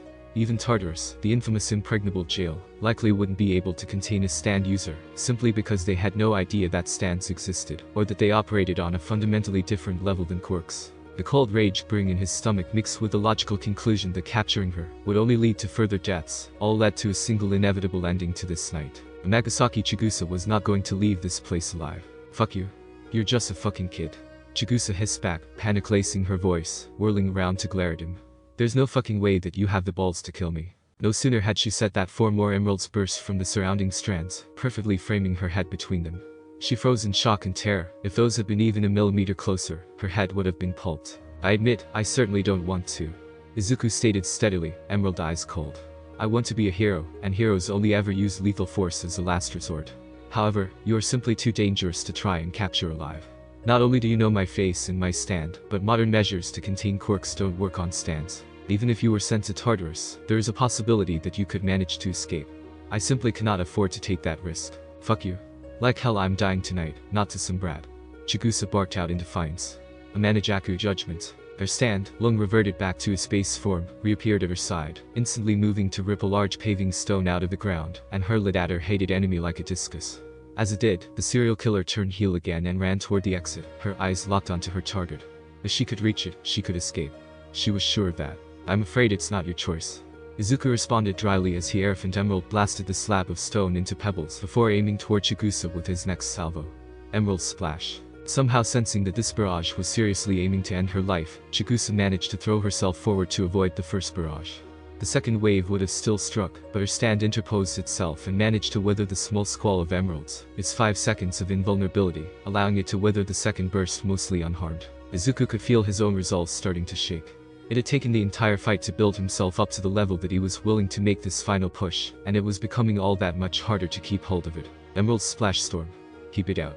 He needed to end this now, and permanently. From every angle around her, a barrage of emeralds was fired near simultaneously. There were only 2 holes in the coverage, the arch of the entryway ahead of her, and the small silhouette around Izuku's form. All in all, seeing the dozens upon dozens of emeralds flying through the air towards Chigusa, who gawped in disbelief at the sheer scale of the attack for a moment before scrambling to think of a way to avoid it, was both awe-inspiring and beautiful. It was an attack designed to be all but unavoidable. An englobement attack that struck at the enemy almost simultaneously for an almost complete 360 degrees around them. Even if she ordered her stand to block some of the ballistic emeralds, Chigusa could block, at most, a very small part of the attack. Even running and dodging in addition to that wouldn't help much, as there were so many emeralds being fired from so many different angles, that it was difficulty for even Izuku to keep track of all of them, let alone a panicking coward like a Nagasaki Chigusa, who had no combat training and no ability to enforce calm on herself, to even try and track so many moving targets. Izuku had developed it over the last year, as a way to make use of Kekimin-senpai's 20-meter radius emerald splash attack. Ordinarily, his mentor paired it with a sensory barrier that allowed him to track and shoot at any movement that occurred within said barrier, but Izuku had yet to reach the same level of skill with his own Hierophant as Kekimin-senpai had with his, not yet anyway. At his current level it was limited to an either-or. It was either using it as a sensory barrier, or activating an emerald splash barrage on a single point within his stand's entrapped area. Amanajaku, Judgment. Chigusa shrieked desperately as she ran for the exit, her stand once again interposing itself between her and the larger number of incoming emeralds, only this time its invulnerability had already been spent. The semi-armored stand tried to punch the emeralds away, but it was pointless. Not only was it not fast enough to hit nearly enough of the projectiles to make a difference, it also wasn't anywhere close to being strong or tough enough to counter Emerald Splash directly without taking serious damage. So, when the stand punched out and struck an emerald head-on, Izuku wasn't surprised to hear the sound of breaking bones from the hand of both the Manajaku Judgment and Umagasaki Chigusa. The pink-haired woman screamed in agony as her left hand deformed and spurted blood seemingly of its own accord. So that is what stand backlash looked like at its worst. Izuku noted with a grimace. He had known that damage dealt to Hierophant Emerald would be reflected back onto him and vice versa, and had even felt it occur just moments ago. But to see it occur for such a grievous injury, it was something very different indeed. Chigusa herself was crying from the pain of her hand being crushed, but she used it to spur herself even faster, one arm desperately extending toward her target. As she could just reach. A ballistic emerald shot in and slammed into her arm, just beneath the elbow, ripping the limb off in an explosion of blood and gore, and making the serial killer scream in agony again. Clutching the stump of her limb with her only remaining hand, she collapsed forward and rolled, but she still managed to reach her target. She passed through the entranceway and into the tunnel beyond. The Manajaku Judgment, Hell Mode. Fueled by its master's desperation, the stand, now one-armed as well, shifted into its muscular form far faster than Izuku had previously seen it and punched upwards, smashing the tunnel ceiling, and causing it to collapse, as it and its master fled, leaving the bleeding form of Umagasaki Chigusa's arm twitching in front of the collapsed tunnel. Damn it. Izuku cursed, mentally commanding Hierophant Emerald to retract all of the strands laid out across the courtyard, quickly. He scowled at the rubble-filled tunnel, and quickly deduced that the structural damage to it caused by the previous villain fight must have been far worse than he'd initially assumed. Stupid villains, causing problems even after being locked away in Tartarus. Once his stand was once more collected in a single form, Izuku used its physical enhancement overlay to hop from the ground and leap up the balconies, until he reached the nearest rooftop. Looking around, Izuku let out a groan. Given how many side streets and the like there were in Musatafu, there was almost no chance he could track down the Bloody Ripper now. Even if she had let her blood drip on the ground like a trail of breadcrumbs, she'd likely have her stand carrying her away by now. She could be anywhere in Musatafu at this point. There's nothing more I can do now. Izuku thought with a scowl, cursing his own hesitation for allowing her to escape. Best case scenario, she'll bleed out before she can find some underground doctor willing to see to her wounds. At worst, she's been weakened and won't be able to hurt anyone else until her arm can heal. At the very least she'll be forced to flee the area in an attempt to recuperate, with the heroes and police snipping at her heels. With her weakened state and her face likely soon to be plastered across the country, she shouldn't be a threat to anyone for a good long while.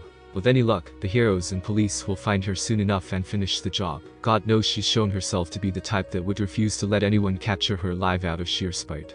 That'll have to be enough. His sharp ears suddenly detected sirens drawing closer and cursed again. Their little clash had caused more of a ruckus than Izuku had anticipated. As he really didn't want to explain anything about this situation, he decided that discretion was the better part of valor, and used his Hierophant to quickly carry himself a good distance away, before starting to take a long winding route home, so he had a chance to smooth out his uniform, and remove any hints that he had been in a fight. He didn't want to worry his mother, after all. On that night, 3 things happened, only one of which Izuku was aware of. First, the police and heroes discovered Umagasaki Chigusa's severed arm in the ruins of the gated community, with a warrant being issued for her arrest within the day. Second, Umagasaki Chigusa, and thus the Bloody Ripper, had fled Musatafu and the Kanto area of Japan, taking refuge in Hokkaido. Fear and hatred of Izuku and his stand had been carved into her mind and body, which kept her from committing any more murders due to her fear. She also started seriously training with her stand and quirk, in order to eventually take revenge on the bastard who had stolen her arm. And finally, the circle of DO agents in Japan took notice that someone had defeated one of their experimental test subjects, weak as she might have been. Their interest was piqued, and they upped their interest in the Musatafu area of Kanto as a result. Izuku was blissfully unaware of this, but he had luckily stopped casually summoning his stand in the streets, as a result of discovering that he was no longer the only stand user in Japan, so they couldn't find him. The gears of fate continued to move as the future came closer with every passing day. A week after the confrontation, in his office, UA High School, Musatafu. Interesting. How very interesting. Principal Nezu, Japan's top investigative hero and principal of UA High, offered as he reviewed the information listed on the papers before him. I'm afraid we still don't have a clue on what exactly happened that night. Detective Tsukauchi Namaso offered. He was an average-looking man dressed in the light brown trench coat that was quite common among police detectives. Right now, the man was looking particularly drawn and haggard. Officer Yamada died getting us the clues we needed to finally put a name and a face to the Bloody Ripper, only for her to vanish into the wind right before we can move to arrest her. My current leading suspicion is that Amagasaki Chigusa tried to attack a target that was far more dangerous than she initially suspected, one that was capable of protecting themselves rather violently against her usual modus operandi. Nezu remarked absently. It's currently believed, and I agree, that she targeted Yamada either out of hopes of either stopping him from turning in her wallet to evidence or out of vengeance for the same act. If the latter is the case, then she likely also attempted to target the boy who handed it in. Have we had someone speak to him yet? Midoriya Izuku-kun, you mean? Yes, I had Office Tamakawa Sanso handle the interview, since I was preoccupied with the hunt for Amagasaki herself. Tsukauchi nodded. His account of the events is fairly basic. He was apparently taking a detour away from his usual route home from school to pick up some meat for dinner when Amagasaki ran into him. She then ran off after they exchanged a few harsh words, and he noticed that she had dropped her wallet, so he handed it over to the nearest kanban, which Officer Yamada had been staffing. He then finished his errand before returning home. The kid was apparently quite horrified when he found out about Officer Yamada's murder on the morning news the next day, but he claims that he hasn't seen Amagasaki since. I'm quite curious. Given the profile we now have for our infamous Bloody Ripper, she definitely seems to be the type that would try and lash out against anyone she deemed as responsible for her identity being revealed. Nezu remarked offhandedly. They had been able to call in a psychological profiling specialist with a quirk known as remote psychometry that allowed her, in combination with her psychiatric training, to build a psychological profile of a target, as long as they had some of their DNA, which the arm they'd managed to recover from the demolished apartment complex had been more than sufficient for. The resulting profile had not been pretty. A petty and narcissistic woman, already deeply jaded and spiteful due to years of being looked down on for her quirklessness, that had become utterly drunk on her newfound sense of power, lost her hold on reality, and was now using her new ability to strike back against everyone she perceived as looking down on her. Midoriya did mention something interesting. When Sansa asked if he'd noticed anything strange in the intervening time since his encounter with Amagasaki, he mentioned that on the day the Ripper lost her arm and vanished, he felt like someone was stalking him on his way home from school, but that the feeling disappeared about halfway there. The detective offered thoughtfully. From the way things are looking, she was indeed targeting Midoriya-kun, but either someone interfered before she could attack or another target stole her attention. Has Recovery Girl been able to find out anything from the arm? According to Shizenji's findings, it was neither cut nor severed by a sharp instrument. Instead, it appears that it was struck by a blunt object with enough force to physically tear through the muscle and bone, and literally rip the arm apart just beneath the elbow. Nezu reported calmly, as if discussing the weather, even as Tsukauchi's face paled at the visceral image that sprung into his mind. It sounds like it would be quite the excruciating, painful experience. I'm honestly surprised that our suspect actually managed to survive it. Anyway, Recovery Girl suspects that that object was some form of projectile, ovoid in shape, approximately the size of an adult's clenched fist, and moving at roughly the same speed as a number 000 shotgun pellet. That is quite the detailed description. Tsukauchi stated, regaining his balance. I'm honestly amazed that she was able to find out so much just from the damage done to the arm. Do remember that Shizenji Chiyo is one of the most experienced rescue heroes to have ever lived, Tsukauchi-kun. The mysterious mammal put in with a smile. She has seen nearly every kind of injury and damage that can be inflicted upon the human body, from bullet wounds, to burns, to sharp and blunt force trauma of every shape, size, and origin, to even mastication by several dozen species. It was a very wise idea of yours to bring her in for her expert opinion. I'm afraid that our own medical examiners were just scratching their heads trying to pull something usable from the arm. She was simply the best choice available. One of the perks of working in UA's backyard. The detective deflected, blushing slightly at the compliment. Anyway, we've already put an APB out for Amagasaki Chigusa's arrest. With one arm missing, it should be fairly easy to track her down, but we both know that things are rarely that simple. She'd already drained her bank accounts by the time we were able to issue the order to freeze them. There was enough in those accounts that she could likely afford to have some back alley doctor either restore or replace her missing arm. I know of at least 3 in the area that could accomplish that, and I've already sent out a few officers to rattle their cages and see if we can find out anything from them. Unfortunately, that means she could be anywhere in Japan at the moment. Normally, I'd think that her pathological hatred for anyone who enjoyed their quirk and badly deteriorating mental state would make it all but impossible for her to stay quiet for long. We simply have to follow the bodies when they start showing up again. Nezu offered, his tone showing that he was distinctly unhappy with the idea. Finding out about Amagasaki's hatred for anyone who enjoyed or took pride in their quirk had actually helped identify how the Bloody Ripper chose her victims. A bit of backtracking had revealed that every single one of them, outside of poor Officer Yamada, was reported to have shown off their quirk in some way shortly before they'd been killed. Sakana Teru, the first recorded victim whose quirk gills simply gave him a set of working gills in addition to his normal lungs, had been coming home from a morning swim. Ashika Shimakain, the second victim whose eye color quirk allowed her to shift the colors of her eyes to any color imaginable, had apparently been enjoying using hers as part of a drinking game with her friends before she'd been killed on her way home. The next victim, Hanataka Yuso, liked to use his long nose quirk, which allowed him to freely extend his nose to up to a meter in length, to entertain the neighborhood children, balancing things off the tip of it. And so it went, up to the second to last victim of the Bloody Reaper, Kadamiko, who liked to show off the strength his Cyclops quirk granted him, in order to try and pick up women at his favorite bar. Nezu shook the thoughts away. Hindsight was truly 20/20 as the old saying went. Unfortunately, or fortunately depending on your point of view, our profiler was also able to gather one more bit of information from her arm. Whoever was responsible for taking it from her has managed to carve both an intense rage and bone-rattling fear of them into her heart, and now she has become utterly obsessed with them. She is terrified of whoever managed to defeat her but, at the same time, is nearly incandescent in her rage, and practically frothing in desire for revenge. Right now, I believe it is most likely that the Bloody Ripper will be remaining in hiding for quite some time, until she manages to train her quirk enough that she is confident that she can defeat the one who caused her to flee. So that trail likely won't lead us anywhere fast. Even if we find out who the other party involved in the fight was, there's no way of knowing how long it will take for her to reemerge. Tsukauchi stated with a shake of his head, before deciding to change the subject. You know, the quirk factor tests we managed to run on blood samples taken from her arm came back with interesting results. She was quirkless for over 30 years, but then, all of a sudden, she manifested a powerful mental emitter quirk. Latent quirk syndrome is a condition that modern medical science has only recently begun to study. How exactly it works and what triggers it are still a major medical mystery. Nezu pointed out reasonably. Another thing is that both Amagasaki Chigusa and Midoriya Izuku were both diagnosed with that same syndrome, sir. The detective known as Truthman continued seriously. For two people suffering from the exact same rare disorder to both show up involved in the same incident like this is a bit too suspicious for me. You suspect that one, or perhaps even both, of them were gifted their quirks by All for One, don't you?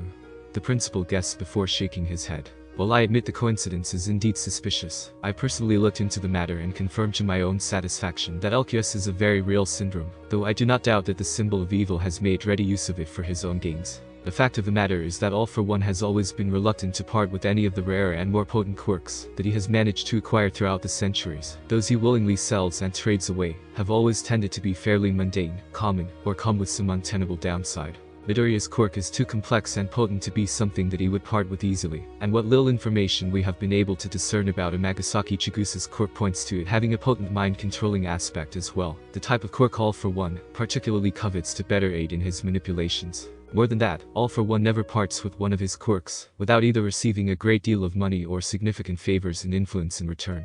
Neither the Midoriyas nor Amagasaki have the type of funds to afford the prices he'd ask for, and all of our evidence points to the murders being based on Amagasaki's need to satiate her ego and hatred, so I doubt they were done at his behest. More than that, Chigusa likely only manifested her quirks shortly before the killings began, likely a year ago at the earliest, and All for One, Nezu trailed off. Both Nezu and Tsukauchi knew that All Might, the symbol of peace, had gone against his nature in order to try and kill All for One nearly 2 years ago.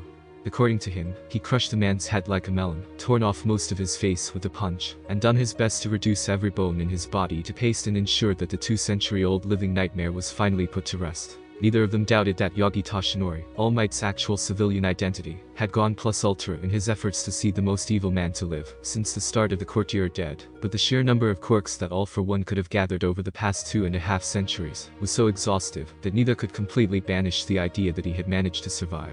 Even if, gods forbid, he had somehow managed to survive the encounter, he would have undoubtedly been left all but crippled, and would likely need a great deal of time to recover.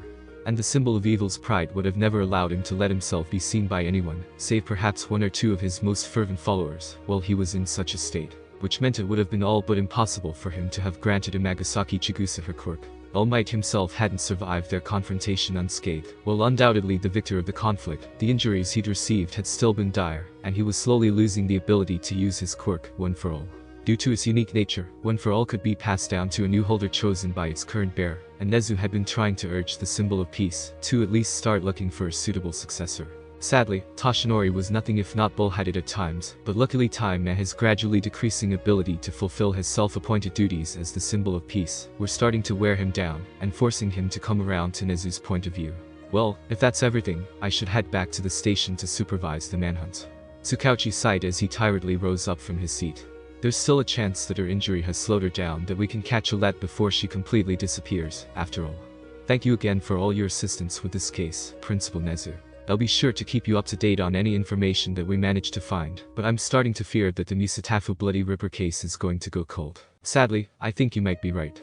As she has already managed to fully go to ground, it will be nigh impossible to track her through the underworld. Nezu offered with a shake of his head. While he come to understand a great deal about the human justice system over time, he still couldn't quite comprehend why humans had so many rules about what is or is not lawfully admittable evidence. As Tsukauchi walked out of his office, the mysterious mammal paused briefly to consider a few things he'd been purposefully keeping off his mind in the detective's presence. More specifically, the link between Midoriya Izuku and Amagasaki Chigusa. While he stood behind his arguments that neither were likely the creations of All for One, he was also quite certain that there was still some kind of link between the two formerly quirkless individuals that they had yet to uncover. Particularly since Nezu was at least 83.7% certain that Midoriya Izuku was the one that had robbed the Bloody Ripper of her arm. That is one thing that I don't think I'll be bringing up to Tsukauchi unless circumstances directly required. Besides, unless he questions Midoriya-kun himself, there is currently nothing beyond circumstantial evidence that so much as hints to his involvement. Even if there was more solid evidence against him, the child was still being attacked by a serial killer with a double-digit body count. The stand your ground section of court laws would mean that even his maiming of the woman would have been perfectly permissible. Honestly, human laws could be so annoyingly contradictory, endorsing certain actions in one circumstance and condemning them in another. Yes, no need at all to raise a fuss over this, silly human overcomplications be damned. As one can easily imagine, Nezu had a very distinct view of right and wrong when compared to that of most humans. To him, fighting back against something that was attempting to kill you, a predator, was not only something that should always be perfectly allowable, but should be readily encouraged. The aversion to, and even laws against, such actions was yet another aspect of human society that Nezu had never been able to grasp, and thus he typically tried to avoid involving himself in such cases, and never put the full might of his full-spec empowered brain towards unraveling any threads that lead to what he'd heard some humans refer to as a justifiable homicide. Bringing up Midoriya Izuku's profile onto his computer monitor, Nezu carefully reviewed all the information available on this particular human. Notes about him constantly acting argumentative with upstanding students and unwilling to cooperate with staff despite near-perfect grades and no official disciplinary actions, translated to him as Midoriya being particularly unwilling to bend to teachers' desires, or give ground to a student they viewed as having high potential of becoming something big. So an individualist, and a rather bold one at that. How excitingly rare given Japan's somewhat conformist culture. Then he noticed a note on his future aspiration that made the mysterious mammal giggle maniacally. So you are aiming for my skull then, Midoriya-kun? Well, that is certainly a pleasant surprise. After all, I find this little mystery surrounding you to be quite stimulating, and am eager to find its conclusion. Having you here will not only make that far easier, but also ensure an interesting time here as well, I think. Now, we just have to see if you can go plus ultra. The quirked animal mused to himself, a chilling grin stretching across his muzzle. He had no idea just what he and his skull were going to be getting into once Midoriya Izuku arrived. The UA was truly in for some bizarre times to come. Over a year and a half later, February 26, gates of UA High, Musatafu, Midoriya Izuku, now officially 15 years of age, couldn't help but pause and look up at awe as he got his first good look at the school he'd been dreaming of attending since he'd first decided he wanted to be a hero. UA High, the best school of heroics in Japan and definitely one of the top contenders for the spot of #1 on Earth. To actually be here at last. Oi Deku. Get out of the way.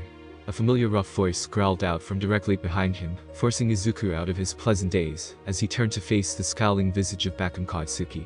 The past 18 months had been rather tense between the two young men. Somehow, Bakum had been able to sense some subtle change in Izuku, after he'd almost killed Amagasaki Chigusa. Instincts most likely, even with Izuku's distaste for his former friend, he couldn't argue that the aggressive boy had the sharpest and most highly tuned fighting instincts that he had ever heard of. Whatever the source, this shift in Bakum's extremely grudging respect for whatever he detected had allowed for an unspoken mutual détente to form between them in the intervening months.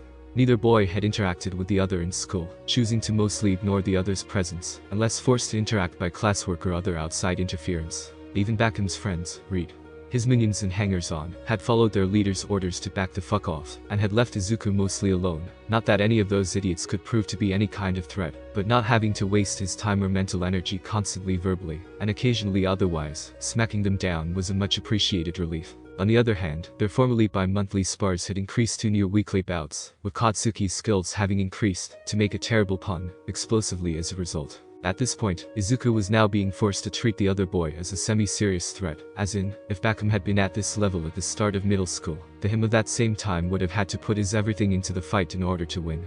Yes, he was still quite a bit ahead of Katsuki by his own measure, but the spars were also benefiting him as well. He had grown by leaps and bounds since his encounter with the Bloody Ripper, that brief instance of life and death combat, offering more insight into his own weaknesses and strengths than any spar could. He was quite certain that the him of today could have easily defeated the him of his first year of middle school with little effort. Naturally, this disparity often left Bakum gnashing his teeth in sheer bloody frustration, particularly since he had still failed to land so much as a single solid hit against his hated rival, since they were both 8. However, the blonde bomber seemed to be using these frustrations to constantly push himself to greater and greater heights. Izuku had long since realized that his former friend was the type that needed a rival, or a target as the case may be, to push himself forward even farther than before. Without their rivalry, he didn't doubt that Katsuki would have plateaued years ago, and not gotten to nearly the level he was at today. There's plenty of space around me, Bakum. Izuku responded dully, eyeing the expansive path that led to UA's main building from their front gate. Why don't you try to go around a problem for once, rather than just charging through? TCH. Katsuki clicked his tongue in distaste. Just keep your head down, nerd. I'm going to take the top spot, and I don't need you chasing my tail. The verdette merely rolled his eyes. Try making that kind of statement after you manage to land a solid hit against me at least once, and I might treat you as an actual threat. Maybe. If I'm not too bored, anyway. He offered dryly. That response earned him a brief, intense glare that threatened to set him on fire, before the blonde let out a frustrated huff, and shouldered past him without another word, heading straight toward the school building. Izuku merely shook his head in disappointment. One day, Katsuki was finally going to let his mouth and ego write a check that he simply couldn't cash, and then he'd learn just how weak he was in the grand scheme of things. Some of the things he'd learned from Kekiman-senpai had shown him how truly vast and dangerous the world could be. He himself had a long way to go before he was ready to face any of the true dangers that lurked in the shadows. Shaking such thoughts away, Izuku started walking towards the main building himself. The exams wouldn't wait for him after all, when he suddenly tripped on apparently nothing. Falling forward, his face went utterly deadpan. Oi, what the hell, me? He was about to use Hierophant Emerald to catch himself, when a hand suddenly brushed against his back, and his fall came to a sudden and abrupt halt. Wow, that was a close one. The girl's voice came from directly behind him. You alright? Sorry about just using my quirk on you without permission, but falling like that before a big test would have been a major bad omen. Managing to twist himself around in his floating state so he could get a look at his apparent rescuer, Izuku actually blinked as he caught sight of a pretty brunette wearing a thick brown coat.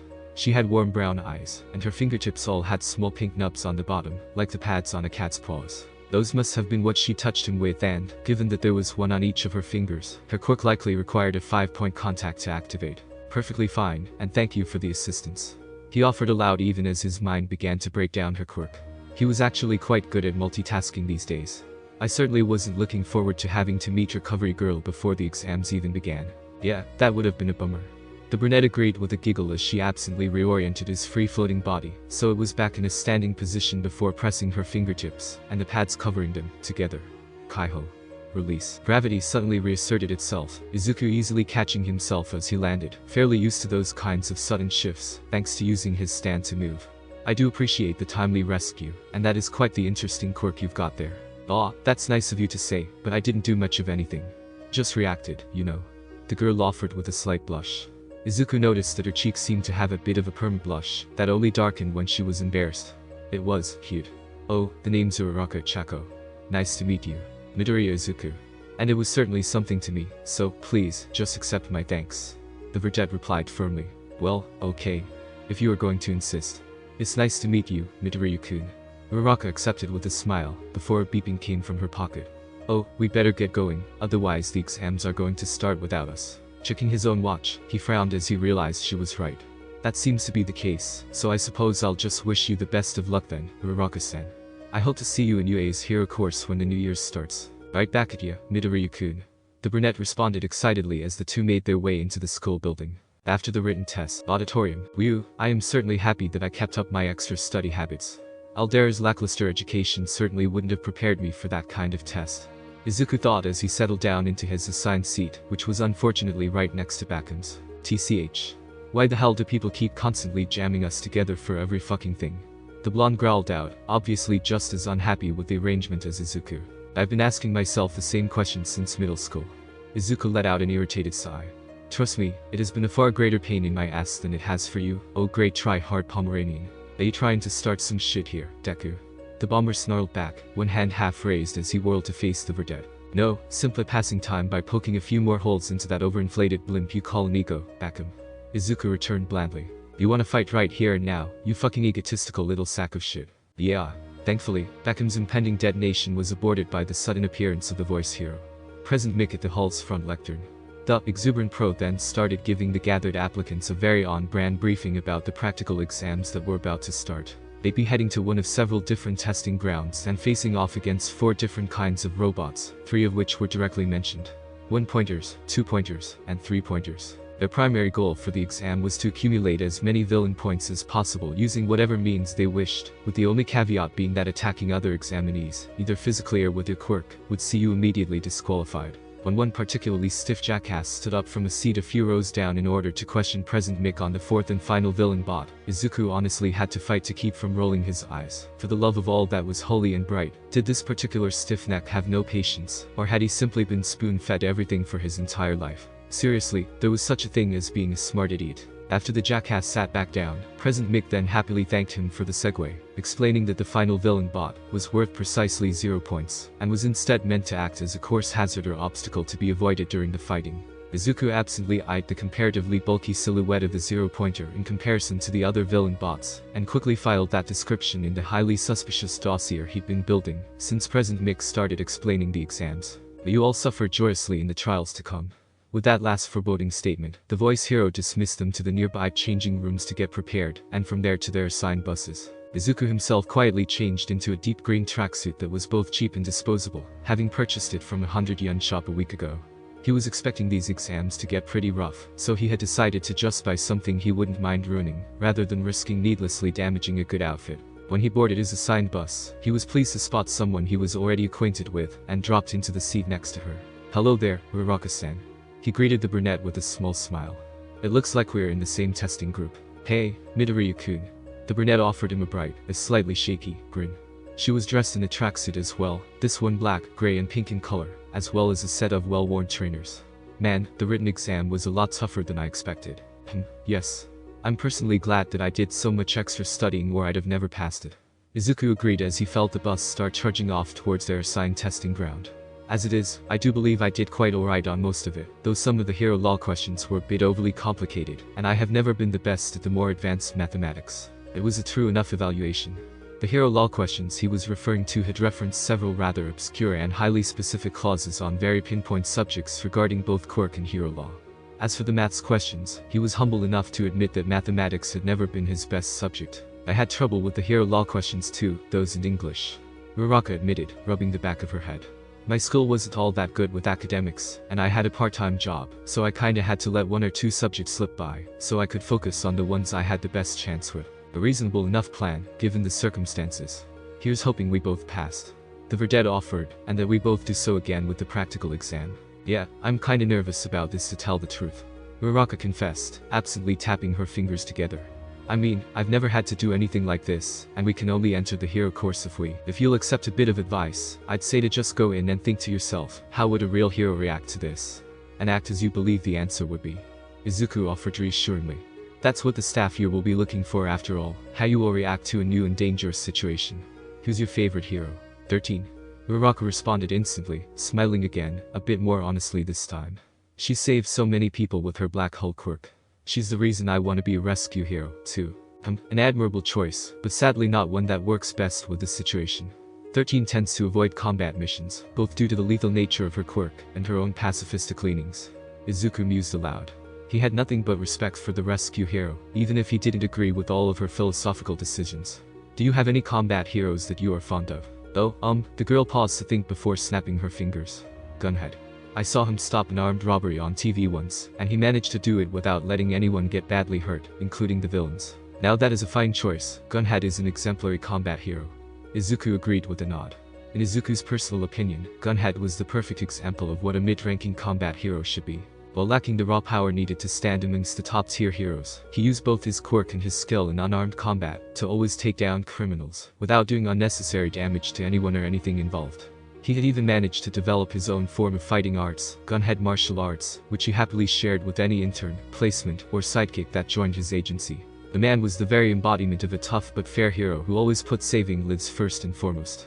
When the test starts, just keep him in mind and try to act like you believe he would in your circumstances.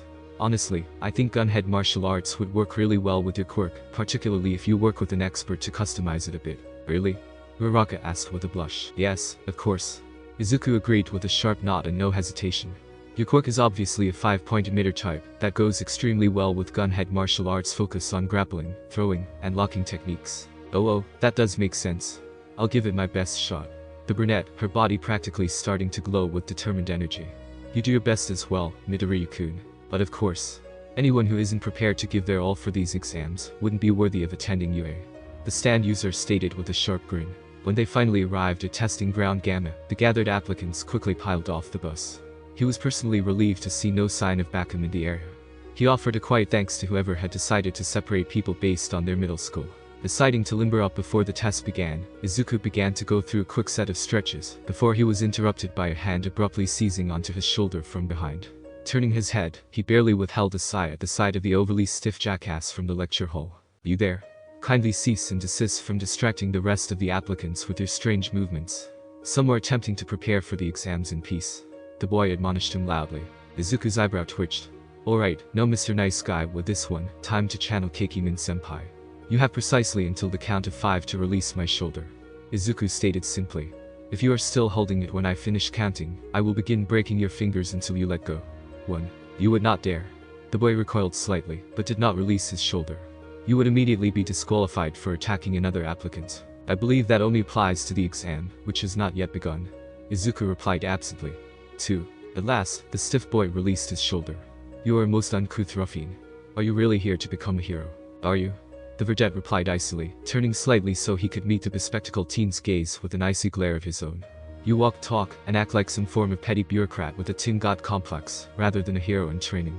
If you can honestly become a hero with that kind of attitude, I'd honestly have to think that some form of bribery or nepotism was involved in getting you your qualifications. As the other teen recoiled as if Izuku had just punched him in the mouth, Izuku's mind suddenly caught up with mouth, and he winced internally. Oh no, oh no, oh no, I said what I was thinking about aloud, rather than keeping it to myself again. Darn it. Deciding that it would be easier, and less emotionally distressing for the other boy, if they avoided each other going forward, Izuku turned and quickly walked away, rejoining Uraraka a good way away. He tried so hard to get rid of his old mutter storm habit, but instead of managing to banish it, he had somehow managed to mutate it into a bad habit of saying exactly what he was thinking at the worst possible times. It was so embarrassing. Man, that guy really needs to unwind. Ichako muttered just loudly enough for him to hear. Nerves, most likely. Everyone reacts to stress differently, and he seems to be the kind that tries to enforce order to deal with it. Izuku replied with a tired sigh. Honestly, anyone who would be that badly distracted by me going through a few warm-up exercises obviously doesn't have the concentration needed to pass these exams. You can't honestly expect hero work to be calm and free of distraction, right? Yeah, exactly. The brunette agreed with a rapid nod. Both of them were unaware that several of the surrounding student hopefuls, who'd been watching the spectacle in rabid interest, suddenly flinched, as if an arrow bearing the words lacking concentration had just pierced through their backs. Anyway, this place is simply huge. Izuku observed, changing the subject adroitly as he resumed his stretches. UA's campus has to be the size of a small city in and of itself. Even from outside, it was easy to tell the testing grounds Gamma took up at least several square blocks of space, and it was only one of 5 testing areas, and who knows how many other facilities that UA had access to. Yeah, I wonder just how expensive it must have been to buy up all that land in the first place. Ichako agreed, wincing slightly as she recalled just how expensive even a small piece of land large enough for a single detached house could be in Japan, let alone near a large city like Musatafu. UA was one of the first major hero schools established, so a lot of the original land was allocated to it by the government. But I think at least 40% of it was bought outright by the school itself over the past 100 or so. Izuku recalled. 40%, that's still so much. The gravity negator exclaimed in surprise. How could they even afford that? You forgot, UA has been producing top heroes since long before the hero billboard chart even began. A lot of his big-name alumni likely donate something back to the school, either for the prestige or as a way of giving back to the school, so I very much doubt Yue has ever had to worry about funding, Uraraka-san. Izuku offered with a chuckle. In all honesty, he found the brunette's open and off-the-cuff personality quite refreshing. Spotting President Mick stealthily moving across the large walls that separated grounds gamut from the rest of the school's grounds, he caught her eyes and offered her a wink before pointedly focusing on the closed gate, which thankfully clued her in to get ready to start. And start. President Mick roared as the gates into the testing grounds suddenly swung open. Izuku and Uraraka both immediately charged forwards, leaving the majority of their testing group standing stunned behind them. I'll take the left, you go right. Let's do this, Uraraka-san. He called as they came into sight of the first intersection in the false cityscape. Right? See you in Yue, Midoriya-kun. She called back as the two of them separated, each heading down the road in their respective directions. Almost immediately after separating, Izuku was set upon by a trio of one-pointers erupting from a side alley. All three machines were only vaguely humanoid, with a large rectangular mono-eyed head connected a long bird-like neck on top of a humanoid torso, all set atop a giant motorized unicycle, with a pair of Gatling guns and shields, acting as its hands and forearms attached to long, spindly arms. Hero detected. One squawked in a vaguely familiar robotic voice, his single eyes lighting up. Die. Izuku was already moving before the three machines could even begin to raise their arms to fire, clapping his own hands together with a single well-practiced motion. Emerald splash. With a roar, the young stand-wielder brought his hand apart, a stream of viscous, luminous green liquid forming between his separated hands for a brief instant, before it erupted in a barrage of glimmering emeralds. A fanning sweep of nearly 3 dozen projectiles slammed into the trio of robots, each gemstone ripping through armor like tissue paper, and reducing all three into little more than sparking piles of broken machinery in an instant. 3 points, an excellent start. Izuku allowed himself a grin as he slowed down just a moment to study the destroyed remnants of his targets. This will be far simpler than I thought if all of these villains proved to be as poorly built and armored as these three. He had no way of knowing that the vast majority of the bots he and the other applicants were facing were built and designed by the support course students, as part of their midterms and finals. Each class had been given a set budget and a set of requirements for the bot's functionality. The first years had needed to create a fast and agile combat bot with minimal armor, the second years a combat bot with both long and close ranged options, and the third years, a heavy combat bot. Each class was given a limited amount of materials to work with, and a limited budget to acquire more, forcing them to learn how to budget, prioritize, and properly allocate resources, in addition to the lessons on design and robotics. As always, UA never failed to take an opportunity to go plus ultra with their lessons, both in teaching them and making the best use of the results. Unaware of any of this, Izuku proceeded to wage a one-man war against the villain bots, with the same being done across the other 5 testing grounds. In one field, a sparkly boy managed to turn a 3-pointer into scrap through a shot of his naval laser. In the same field, a pink-skinned girl agilely weaved between a small cluster of 2-pointers, melting them all with a deft application of her acid. In yet another testing ground, a red-haired boy hardened his skin into a stone-like state and used himself as a living battering ram to crash through a pocket of 1-pointers. In an entirely different testing ground, a certain overly aggressive Pomeranian in dire need of a haircut, in Izuku's humble opinion, was laughing in sheer manic glees as he reduced robot after robot into smoldering piles of debris. Same time, teacher's observation room. Well, we certainly have no small amount of talent showing up this year. Ectoplasm observed absently. The man's prosthetic legs were kicked up slightly, as he watched a brown-haired girl not only negate the gravity of a 2-pointer with her quirk, but then use it as an impromptu projectile to hurl at a group of 1-pointers, causing the entire group to go up in a rather spectacular explosion. Yup, seems we've got quite a few diamonds in this here rough. Snipe agreed. The Wild West-themed sharpshooter was eyeing a monitor that displayed a blonde girl with hooves firing a pair of large horns off of her head, and using them to pierce through the mono eyes of a pair of 1-pointers, causing them to crash into each other. Ha, now that's what I call shootin'. Oh yes, there are certainly some passionate youngsters out there. Midnight practically purred, her own screen showing a pair of girls working together against a small swarm of villain bots. The blank-faced girl with dark hair was using her size-altering quirk to turn any hunk of debris she could get her hands on into either a barricade to block the bots' attacks or throwing them before enlarging them to smash the bots. Her apparent partner, a purple-haired girl with jacks emerging from the tips of her extremely long earlobes, was attacking any bot that managed to get close to them, jamming her jacks into their joints and various weak spots, before releasing high-powered sound waves directly into their delicate internals, and shaking them to pieces. At least it doesn't look like we'll have to dock any points for excess collateral damage this year. Cementus offered with a relieved sigh. He was currently watching a screen that showed a large boy with 6 arms pouncing on a 2-pointer and smashing it into bits with a spectacular display of strength. If this keeps up, I'll likely be able to get all 5 of our testing grounds back up to working order, with just a few hours of work, at worst. That is good to hear, Cementus. Nezu chirped happily. One furry brow corked upward as his monitor displayed a boy with purple balls with hair, managed to jam a three-pointer's cannons with a lucky, and slightly panicked throw of his balls, jamming the mechanism. A moment later the bot, in an act of suicidal stupidity, attempted to fire said cannon, causing a backfire that took off the entire top half of its torso. Majima-kun, could you take a second look at the programming for the three-pointers? I know we wanted them to act as the dumb brutes this year, but one just displayed a particularly extraordinary act of stupidity that I really can't abide by. I set the core directives to exactly what you asked for, sir. Power Loader, otherwise known as Higari Majima, protested. Unless someone managed to sneak in and mess with the programming after I finished last night, they should all be up to your exact specifications. Nezu merely typed a few commands into his console, and sent a recording of the robotic self-destruction he just witnessed to the head of the support department. Opening and watching the video, Power Loader frowned as well. Alright, you got a point there, boss. The excavating hero agreed with a nod. I'll start double-checking the programming right now. Hopefully it was just a glitch in the system. No program is perfect after all. With that, Majima's fingers began to dance across his keypad, showing a degree of precision, deftness, and speed that was quite surprising for someone whose quirk turned their fingertips into large digging claws. Nodding, Nezu returned his attention to his monitor, which was now displaying Midoriya Izuku using some unseen force, most likely the invisible projection aspect of his quirk, Nezu noted absently, to launch himself into the air over a pair of aggressively charging three-pointers, before unleashing a barrage of gemstones down onto them from directly above, quickly reducing them to scrap metal. Grinning at the display, the mysterious mammal turned to another seat at their table. Tashinori-kun, would you care to do the honors and start the final phase? Yogi Tashinori, the emancipated true form of the #1 hero All Might, leaned forward. As you say, Mr. Principal. Flipping the plastic cover at the near center of the table, Tashinori pressed a button that was simply labeled Yuruki on.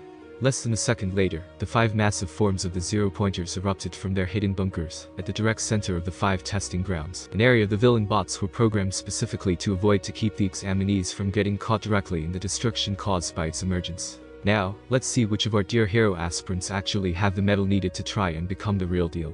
Nezu offered, a particularly sharp smirk still on his face as he locked his screen onto the feed tracking Midoriya Izuku. With Izuku catching sight of the massive form of the zero-pointer as it erupted from the ground near the center of the field, a large parking area that he'd noticed was suspiciously absent of villain bots, Izuku took a half-second to mentally pat himself on the back for being rightfully suspicious about the true nature of the 4th villain bot. President Mix certainly hadn't been kidding when he called it an obstacle that should be avoided, rather than directly confronted. Granted, he hadn't been expecting something quite like this. I mean seriously, I get that it is supposed to be a course hazard, but isn't this a bit much?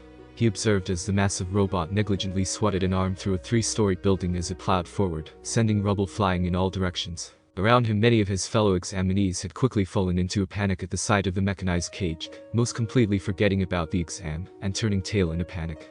Izuku rolled his eyes in silent exasperation. Just what made this bunch of cowards think they had what it took to be a hero, if they lost their heads at the first sign of unexpected danger? Besides, these weren't even real villains, for crying out loud. UA wouldn't let their testing robots actually maim or kill their applicants. They had insurance liabilities to worry about, for God's sake. Help. Izuku froze for a moment as the faint, but painfully familiar, cry reached his ears, his stand immediately taking to the sky as it looked around, sight synced with his own. He quickly caught sight of what he had been worried to find. Uraraka Chako, currently pinned helplessly under a large slab of rubble, even as the zero-pointer slowly rolled its way toward her like an encroaching mountain. For a split second Izuku was at war with himself, his finely honed sense of logic, reminding him that the robot had to have been programmed against truly harming, let alone killing, the examinees.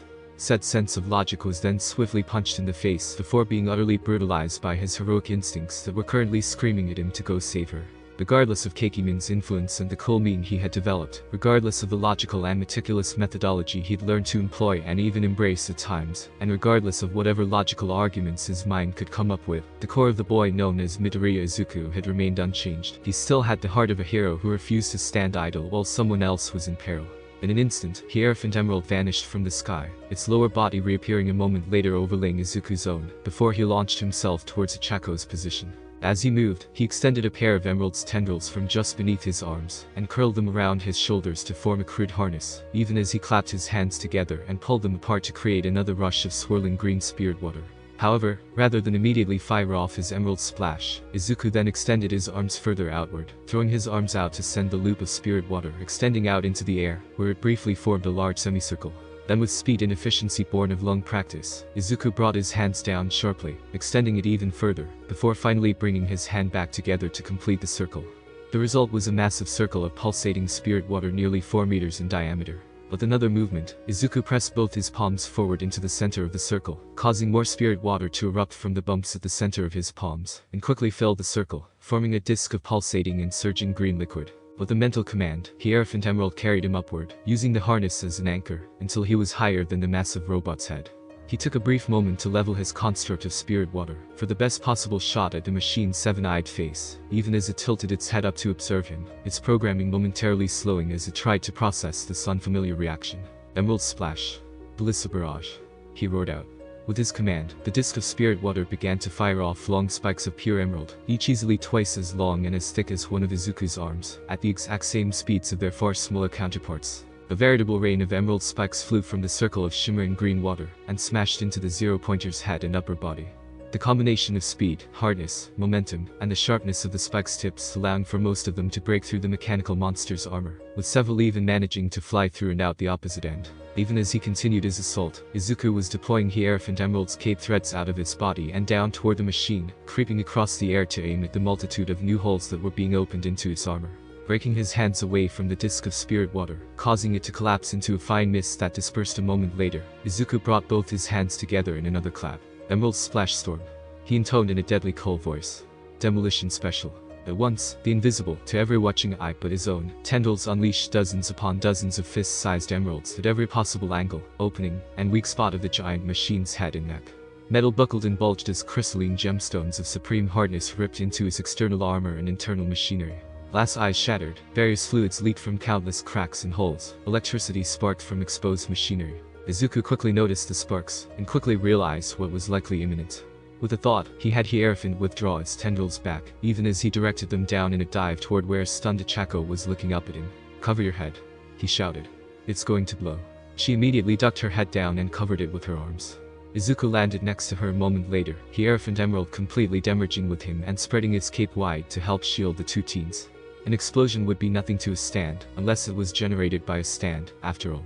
A moment later the zero-pointer's head went up in a terrific explosion, setting off a chain reaction that caused the entire machine to go off in a loud, flashy eruption of smoke and concussive force that was far, far weaker than something that size should have produced. Even someone who was largely self-taught when it came to basic mechanics, from a single beginner's class, like Izuku could tell that much. Still, it was enough that it would have sent him flying were it not for his stand acting as an impromptu shield. Once the smoke and dust kicked up from the explosion had died down enough for them to clearly see again, Izuku returned to his feet. Looking at the rubble still covering Ichako, he instantly sent a mental command to Emerald. The tendrils making up its cape and arms instantly unraveled before shifting and reweaving into a truly massive pair of arms that were grossly disproportionate with the rest of its lithe form. With tremendous ease, the newly muscled stand set to lifting and removing the large slabs of concrete that were pinning the girl to the ground. Truly, Reconfigure was a most useful ability and a mighty evolution to an already incredibly impressive stand. "Are you alright, Uraraka-san?" he asked as Hierophant Emerald tossed aside the last of the concrete blocks onto the still smoking remains of the zero-pointer. The girl tried to rise, only to collapse back to the ground with a hiss of pain. "My ankle," she bit out through grit teeth. "Which one?"